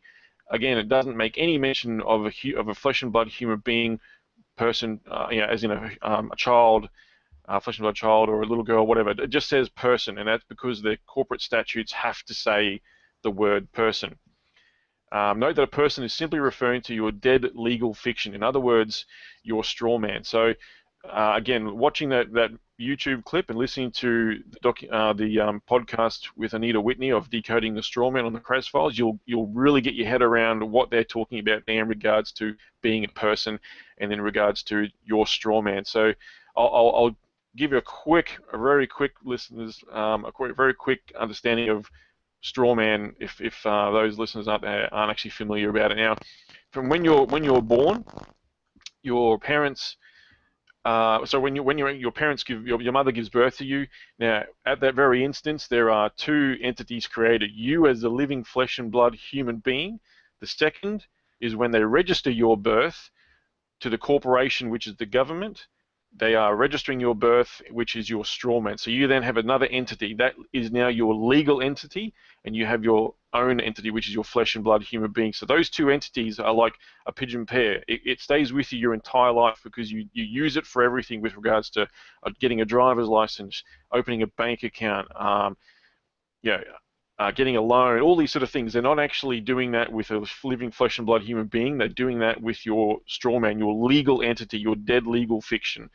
If you even look at the word corporation, if you break it down, it literally means dead speak. The word corp is Latin for being deceased or dead, which is corpus, so that's dead, and oration is to orate, as in to speak. So it literally means dead speak. So that's what a corporation is. It's not a living flesh and blood human being. It's dead legal fiction, according to their own terms. So I've got here, I'll continue on with the article. In layman's terms, SB 277 does not apply to flesh and blood living human beings, only to their definition of a person, which, as you can see, doesn't include your child. So how should you proceed from here? The next course of action is to visit a website called Parents Against Mandatory Vaccines and the Anti-Corruption Society. Download the various resources and templates, there's a link for it there as well, to issue your own legal notices to your child's school and even your college or employer. What people need to realize is that the state wishes to inject an unwarranted pharmaceutical product. So again, if you go back to looking at what vaccines actually are, they are not a warranted, they carry no warranty, as in the manufacturer does not warrant that vaccine to actually be safe and effective, or to actually work, or to cause no harm. So the state wishes to inject an unwarranted pharmaceutical product into you and your child, you or your child. The corporation that manufactures that product is also protected under law from being sued for damages should that product cause harm. That's right, you can't sue them if your child is damaged by a vaccine in any way. I've got here, so ask the pro-vax parents if they want to take that uninsurable risk, because that's what it is. Vaccine damage cannot be insured against. Just ask your private health insurance company. Even here in Australia, if you ask a Bupa or whatever those other Medibank private, ask them to cover you for vaccine damage. They literally have no cover available for that specific thing. They won't cover you in case you get a flu shot and it harms you. Like I believe there was a lady a couple of months ago in the Courier Mail, how she's now permanently almost disabled from the neck down simply because she had a flu vaccine. So her insurance company wouldn't have covered her for that anyway, because they don't wish to have the liability. So basically what we're saying here is you've got to kind of do your own homework with regards to Australian laws and Australian statutes, because they're not really, they may be laws, what they call them, but they're actually simply corporate statutes that you have to abide by, or they want you to abide by. And the information that I've got in the resources and templates link basically illustrates and has a letter there. You simply need to add your name and some of the details within the actual, it's like a Word document that you can manipulate, and you can add your own information in there. And you can issue a letter to the school that will basically say that we don't wish to be excluded from the vaccination. We simply wish to have their permanent record shown as they will be exempted from having a vaccination. And it's all worded correctly with regards to how it is. So if they want to basically mandate vaccines, then you can rock up at your kid's school, hand them the birth certificate and say, there you go, you can stick a needle in that, because that's actually what they physically have power over. They don't have power over you as a human being, as a flesh and blood human being, or your child, because your child is your property. It's not the property of the state. The straw man, which is the birth certificate, is their property. That's what they control. And if you acquiesce and if you give them the power to do that, then they'll take it from you. If you stand up for your rights and say, I do not consent, I do not wish to enter into a commerce with you, because that's what you're doing. They wish to trade in commerce with you, with laws and statutes, and with you signing documents. If you simply say you do not wish to do that, then they have no power over you. They only have power if you give them power. I'll hand that to Lindsay. Actually, Lindsay might know a little bit about some of the things like the straw man and so forth, but this is one way of actually fighting against them. As you mentioned in your argument, in your article rather, it's the same thing where you do have to be knowledgeable about what is happening, what the definitions of things are, and in Australia, the equivalent is that people like Lisa Weckert and all this have started up the My Will letter that you can download, and we'll link to it, AusRoundtable.com, which is the exact same. It's a letter which you can sign, which has the right wording and lets you know that you know the flesh and blood human being you do not have any control over that. And in Australia, we are fortunate enough to have it written in our constitution that we cannot be forced with medication. but yet they're taking the same loophole through coercion and whatnot, so it's not really a forced thing, it's forced through coercion, and it's all these loopholes, so it really is a battle now. Just to open it up for a general discussion about the legal side of things, Lindsay, we have been meaning to do a common law special for a while now, and as General just asked, is the strawman approach something that you do believe can work on an individual level with the vaccines? How do we approach, in your estimation, this from a different perspective and using our heads to beat this thing? What do you think, Lindsay? I am wary about it. It sounds good in theory, but when you get in there, if you've been to court and you've tried to use these things, these people deal with it every day of the week, and it's not as easy as it sounds. It is, Lindsay. It really actually is as easy as it sounds. If I can, I'll give you an example of that, if I may, just so to put you at ease there. Sorry, I don't mean to be rude, interrupt you there, Lindsay, mate.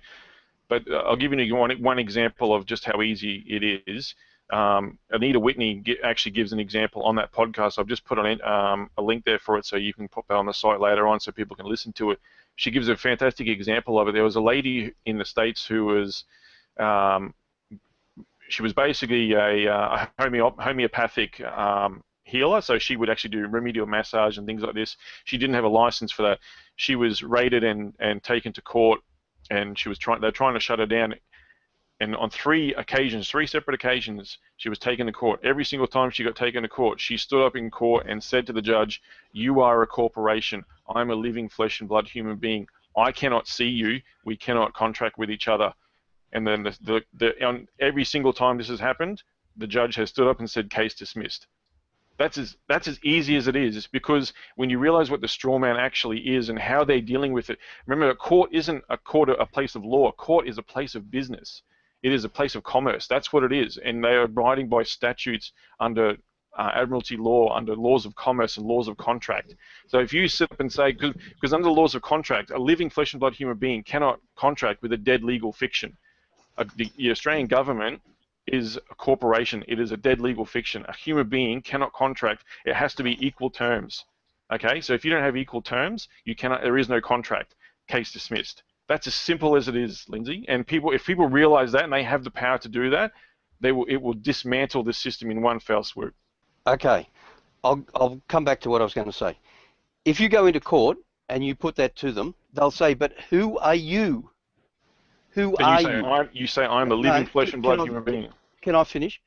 And then they'll say, "All right, well, so you're a living human being. All right, well, I'll send out the police to arrest this person." And they'll go through that process, and they'll bring you back in again. Well, you just said and they'll keep doing that around and around and around. People have been through all this stuff. It sounds good in theory, but it doesn't always work out the way you're suggesting, because there is a link between, because you've signed contracts in the name of this thing, when you go for your license or whatever, there's a bonding there that you've made in the past. So it's not quite as simple as what you say. It may have worked for some people in America, but it doesn't always work here. And I'm all in favour of us finding a way that does make it work. But I don't want to give people the impression that they'll go out and it'll be a breeze. It's not going to be a breeze in our courts. Yeah, well, can I interject just quickly here? I think that both of you are right. The General is completely right about us being right about this, but I also take the side of Lindsay, as I have seen examples of this. I've seen examples of this in person where it's an individual thing, because the judges, the police officers there, most of them don't know about this. Most of them think that this fairy tale is real, and they're the ones with the guns that enforce this. I've seen in person gentlemen stand up and saying, "No, I refuse to enter into a contract with you," when they're saying, "How do you plead?" "I do not plead. You've got me here," blah, blah, doing the whole straw man approach. And all the judge says is, "Well, take him away. This court case has been adjourned." And even though he was completely in the right, they're the ones with the guns, they're the ones with the force, they're the ones with the mass perception behind it, and they just took him away. And he's still in prison because he refuses to sign the bail out, he refuses to sign the bail papers, he refuses to do all this, because then that means he's entered into an agreement with him. So even though we are right, General, even though we're right, you can see the sort of approach that I'm taking is that unless the system does know that it's right and the perception it's just going to continue on and on, because you do have to sign papers to get out of prison. You do have to sign papers to do this. And as Lindsay said, if you've done this in the past, there is some sort of a binding thing there. So even though we may be correct with the straw man approach, it may only work easily on a mass level. Do you get what I'm saying? I get what you're saying. And a lot of what I'm saying, you'll get your head around, again, if you just spend the time to watch that documentary and listen to some of those podcasts, and it'll actually arm you with the knowledge and the abilities to actually get around it. And it's just a matter of taking a stand. If they can't do it to everyone, if everyone took the same stance and said, I do not consent, I do not wish to enter contract with you, what are they going to lock up 100,000 people in Australia? It won't happen. It literally won't happen. That's what I mean. Like, there's going to be a breaking point where they realize, wait a minute, they're right. We can't do this. We're the ones who aren't abiding by the laws we set for ourselves, as in contract law and laws of commerce, because that's what they're acting under. If they do, then they can be held liable for that. You can basically then sue them because of that, because they've broken contract laws. You know what I mean? Like, they don't have your wet ink signature or anything to do that. They don't have the power. You retain the power. Whether they can lock you up still, but then they're actually breaking human rights codes. You know what I mean? Like, they're literally holding a person against their will, and they don't have proof of being against it. So you're right. People are probably locked up because of this. But if it keeps happening to hundreds and hundreds and hundreds and thousands of people, that we stand up and make a stand against this, there's nothing they can do, because we hold the power. They don't hold the power, but they only have the power that we give them. That's it. Yeah, and that's what I was saying about it. It's only going to work on a mass level, because at the moment, on the individual level, it's still the perception's still there, and people are still being locked up and still being and still being manipulated into these things, and the system still does uphold it. And I completely Lindsay and I are going to do a whole common law special talking about these things and the problems that we do have with them. And for me, it might be a little bit cynical, but for me, it all comes down to the individual. If you know a judge that knows what they're talking about, they'll dismiss the case. But most people don't know. Officers don't know laws these days. They arrest you for a public nuisance law, and they don't even know what they're doing. It's a whole system where there's been miseducation, etc., etc. But we'll link to all of these at AusRoundtable.com. But Lindsay, you get what I'm saying. We're sort of both right, and we're both on the same tracks. But I guess it all comes down at the end of the day to the amount of people doing it and the perception once that happens. Do you get what I'm saying, Lindsay? Yeah. I agree with it. I agree with General entirely. I think he's right, but I don't want to be telling people to go and do this, and then have them come back and say to me, "You were wrong. I got arrested and stuck in jail overnight," or this sort of thing. It's not that sort of breeze. There's going to be pushback from them, and you might be like, I know some fellas been collected from home about 4 or 5 times by the police. He goes in there, he goes through the same procedure, he walks out the door, and they just issue another arrest warrant. They come around, and they know what they're doing. They're doing this on purpose because they don't want any of the sheep jumping over the fence. As simple as that. So that's my point. I agree with you, and I agree that we've got to find a way around this, but I don't want people listening to this broadcast thinking that it's going to be a breeze and they're just going to breeze through it. It's not going to be. There may have to be hundreds of us or hundreds of thousands of us doing it before it's going to work. So yeah, I think there's no argument here. I think that's the way it is. Anyway, back to you, Ethan. Yeah, well, I'll throw it over to John there, because we have been talking. John, do you have anything that you want to add to this basic discussion about how to beat mandatory vaccinations, and then using our flesh and blood, our human rights under common law, under the sovereign nations to get rid of this corporation? Do you have any thoughts on what we've been discussing so far? Yeah, I'll read out some comments from the live chat. For pretty much the entire first season of the ARP, we've had in the chat a gentleman who calls himself Common Law Man, and I want to read out his comment. He says, back from the start of this conversation, he says, Lindsay is right. You have to know how to hold your court. The judges eat people who don't know what they're doing. And Robert A. in the live chat had similar sentiments. There's this idea of, if you're going to go down the path of the legal name, the straw man, call it what you like. If you're going to go down that path, you need to know exactly what you're doing. It's not something you can just read a little bit and then go in there. You have to really know what you're doing. You need guidance. And I suspect, Lindsay, you can tell me if I'm wrong here, some of your sentiments on this come from you assisting people in the past, them failing to do their own due diligence, failing to do their own solid research and then trying to blame you when things didn't work out the way that you'd suggested they could if they did the solid research, Lindsay. Is that sort of where you're coming from with this? Yeah, it's a bit of that, and just from my own personal experience. I mean, like I said to you, these people in the courts do it. They might have 200 people a day going through there. So they're doing it all day, every day, and you become flustered. If you're not used to standing on your feet and having this to and fro with a magistrate or a judge or whoever you're dealing with, they'll walk all over you. That's from my personal experience. I wouldn't go back in again unless I was much better armed than I was last time. And exactly what you're saying, I've had other people even just doing paperwork, and they don't do it the way you tell them, and then it backfires in their face, and then you're to blame. So you've got to be a little bit careful on giving people advice. And it's not legal advice, you're just giving them, here, read this, this educational thing.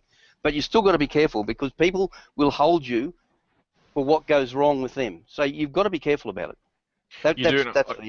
If I could interrupt there, Lindsay, I think you're right. You're absolutely right. And this is basically a start. This is what I would call a starting point. So I think, and this is my personal opinion, this is how you can win the fight. But this is just a starting point, and people need to do their own research. But there's folks like this in the States who are actually having success with this. There's folks in the States who are even in the UK. That's the link I've got on the side there, which will go up on the site later, for the Strawman movie, which again I encourage everyone to watch, is a UK production. So everything in there is regarding UK laws, and they talk about how to deal with police, all these sort of things.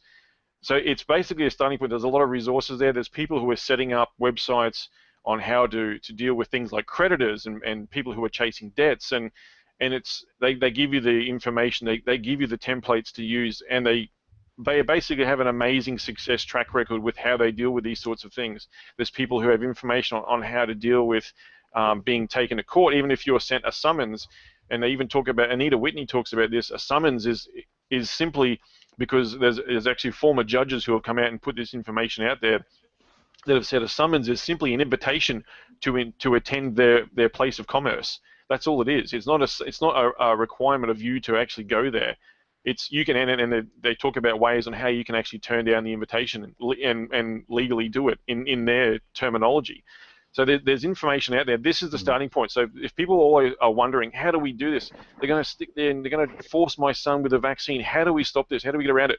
This is, in my personal opinion, this is the catalyst. This is where it starts. And if everyone can band together, put heaps of information out there, get the resources going, and we'll overcome it. I really believe this will overcome, because I will use this. If my children if they want to force my kids to have more vaccines to attend school, this is where I will go. I will go with this avenue, and I'll put my own stories up here, and I'll prove that it will work, because I'll make it work. You know what I mean? Like, you have to have the belief that you can win this thing. If you start to fear them, the fear is what will have the power taken away from you. They want you in fear. They want you to fear their system. They want you to fear the court. They want you to fear the judge. They want you in there not knowing what's going on. And like you said, some people can get overwhelmed, and it can get bang and can backfire very quickly. And Anita actually in that podcast gave an example of that. It backfired very, very much for one particular person, a colleague of hers who went in there. I think it was something to do with a simple traffic incident. She went to represent herself, and she called the judge, and the judge actually even gave him an opener and stated that everyone actually, no, it wasn't the judge, it was the prosecuting attorney gave them an opener and said everyone in this court is a person, and you have to abide by these statutes, blah blah blah. And she, instead of saying, well, I'm not a person, I'm a living flesh and blood human being, her response was, I want to go to trial, and then she lost the trial. So there's ways that you need to go about it correctly, and I think, again, this is a starting point when people can actually find these resources, and if more people are actually doing this and having success stories with this sort of information, and showing how it can work in regards to Australian laws or American laws or UK laws, wherever you might be in New Zealand, it doesn't matter. If you can prove that you've done this, or there might be people out there listening who get a hold of this podcast who can show that it has worked for them, then they need to come together and put that information out there, and then everyone can have the same success. Yeah, I completely agree, General, and it's great that we're seeing these examples all over the world of people that are having success with it. And I do believe, we're going to leave links at AusRoundtable.com for all of this information, to the Krasfile podcast, to the My Will letters, to the letters that General was speaking about, to everything that you need to know about this. Take the information, do your own research, and inform yourself. Because as we're saying, I think we all do agree that if mass people were able to learn these things and continue on, that this really could change the way that we do it. But we do need the support to do it. In my estimation, I still believe at the moment we are facing an uphill battle. But in the meantime, next weekend, Sunday the 20th of September, there's going to be the next round of no jab, no pay rallies nationwide across the country here in Australia. The Brisbane one is at Emma Miller Place at Roma Street from 11 a.m. Lisa Weckett will be one of the speakers there, the Enchanted Warrior. Some of you know her on YouTube as the Enchanted Warrior. You can go to tottnews.com, Real News Australia. You'll be able to find all the links for the rest of the rallies all across the country. And again, as I said, AusRoundtable.com, AUSRoundtable.com for all the information that we're speaking about today. But it really is good to put a positive spin on things and have optimism that we can stop this before it reaches the end game, John. Yeah, indeed. And in the live chat, Robert A says that when you deal with the public day in, day out, you get a very good reading of how to deal with the public at first glance. Magistrates and judges are excellent at it. That's the point. That's their job, to deal with the public. They know how to deal with us, the people.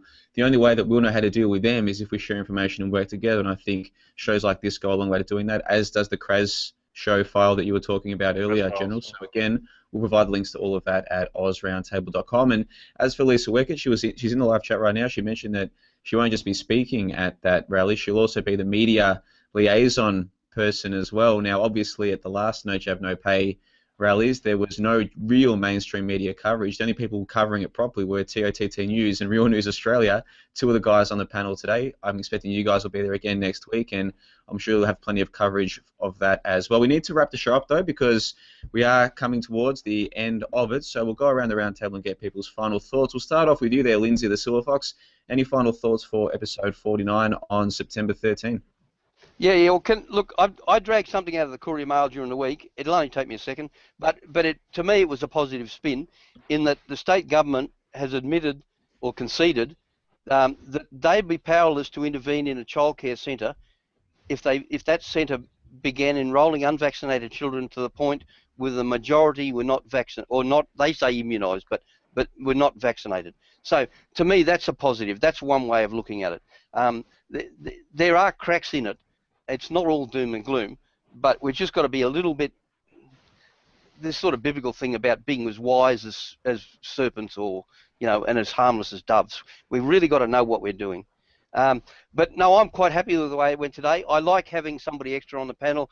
It makes the opinions are all different, and it makes for more to and fro. I think it's a good thing. I hope the listeners enjoyed it just as much as I did. Thank you. Excellent stuff. And on that note, we'll go to you there, General Maddox of Real News Australia. I do apologise once again for the technical issues just prior to the start of the show and for the first 30 minutes or so, but I think it's been another terrific episode. I've certainly enjoyed having you on board, and I want to give you a chance now for your final thoughts for episode 49. Thank you for having me on. First of all, it's been great being back here on the show. Yeah, obviously with everything I say, it's a lot of it is personal opinion, but a lot of it is also share information that I've gathered from other sources as well, which I always do my best to link to with all the articles I put up. Unfortunately, I can't attend the rally next weekend, Ethan, so I'll be there in spirit, mate, but I won't be there in body, unfortunately. So you'll have to carry the torch without me there on that one, mate.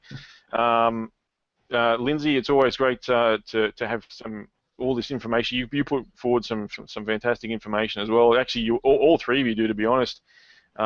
And it's always great to if I can have the opportunity to take part.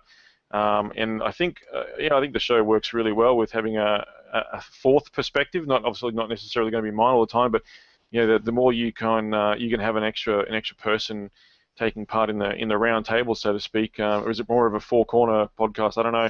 But, I think it's probably going to help the show tickle on even more, rather than, I mean, not that we get sick of your opinions. You guys have some awesome articles you put forward and some fantastic information. But I think, yeah, having another party interject now and again, I think it does add a bit of spice to the show. Well, we love having you on board, mate, and obviously we've come towards the end of the first season, but if and when the second season kicks off in earnest, we hope that you'll be part of that. We'll go to you there, Ethan Nash of TOTT News. This is our final official episode for Season 1. Obviously, next week we've got the episode 50 grand spectacular finale. So your final thought for the final official news-style show of Season 1 of the ARP, my friend? Yeah, thanks, Jono, and I just want to thank everyone for listening. We've had, up to 50 people watching here today. Obviously we started a lot earlier, so I appreciate everyone coming out. I want to say that I apologise. I wasn't on Fair Dinkum Radio this week to speak about the refugee crisis. Leon had to do it on his own because we had some technical difficulties, and for some reason we weren't able to connect with each other. But hopefully I can get on in the future. But I still will leave a link to his broadcast that he did, so you can check that out for yourself. I want to encourage people to check out tottnews.com, my website. There's going to be plenty of content coming in the next week or two as we lead up to vaccines and metadata and all this sort of stuff.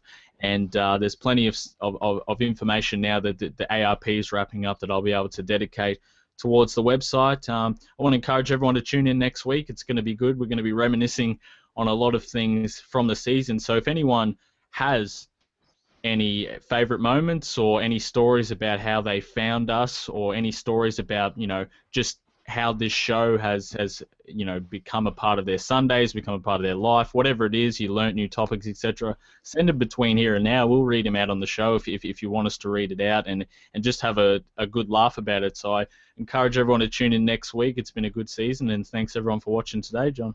Excellent stuff, and of course for episode 21, our 21st episode birthday, we had a number of listeners join us on the after show to enjoy the celebrations. If people want to do that again for episode 50, they're more than welcome to do so. Just get in touch with me or with Ethan via the usual channels, and we'll invite you on to take part in celebrating what has been an amazing year for me personally and for all of us on the show. We've appreciated it. We've appreciated everybody's support. So if you guys want to come and enjoy the final episode of Season 1 celebrations, like I said, just get in touch with me. What we're going to do is we will go to an after show just like usual. So I'll get Ethan, who's the producer for today, just to keep his finger off that stop broadcast button. But I'm going to give the final word to our friend, General Maddox of RealNewsAustralia, who wants to reiterate something. So for me personally, on the 13th of September, for episode 49, thank you so much for listening. Make sure you check out the website, ausroundtable.com. Everything that we say, it might be true, it might be false. You can't know until you double check it yourself. That's why we provide the links. So please go to AWSroundtable.com, check the links for yourself, internalize the ideas, question what's being said, come up to your own conclusions. That's what it's all about. And we'll give the final word for episode 49 to General Lee Maddox. Thanks, mate. Just want to reiterate quickly, if everyone please go and watch that Strawman, The Nature of the Cage documentary. A lot of what I've said will make a lot more sense. Watch it once, twice, three times. I watch it constantly just to make sure I can get on top of things and get your head around it. It is a lot of information to get your head around. That will make it a lot easier if people do that. So thanks again for having me on. Please subscribe to the website, realnewsaustralia.com. Chuck in your email address. You'll get a little email every time an article goes up. And yeah, feel free to follow me on the Facebook page too, or Twitter. Thanks, guys. Thanks, everyone.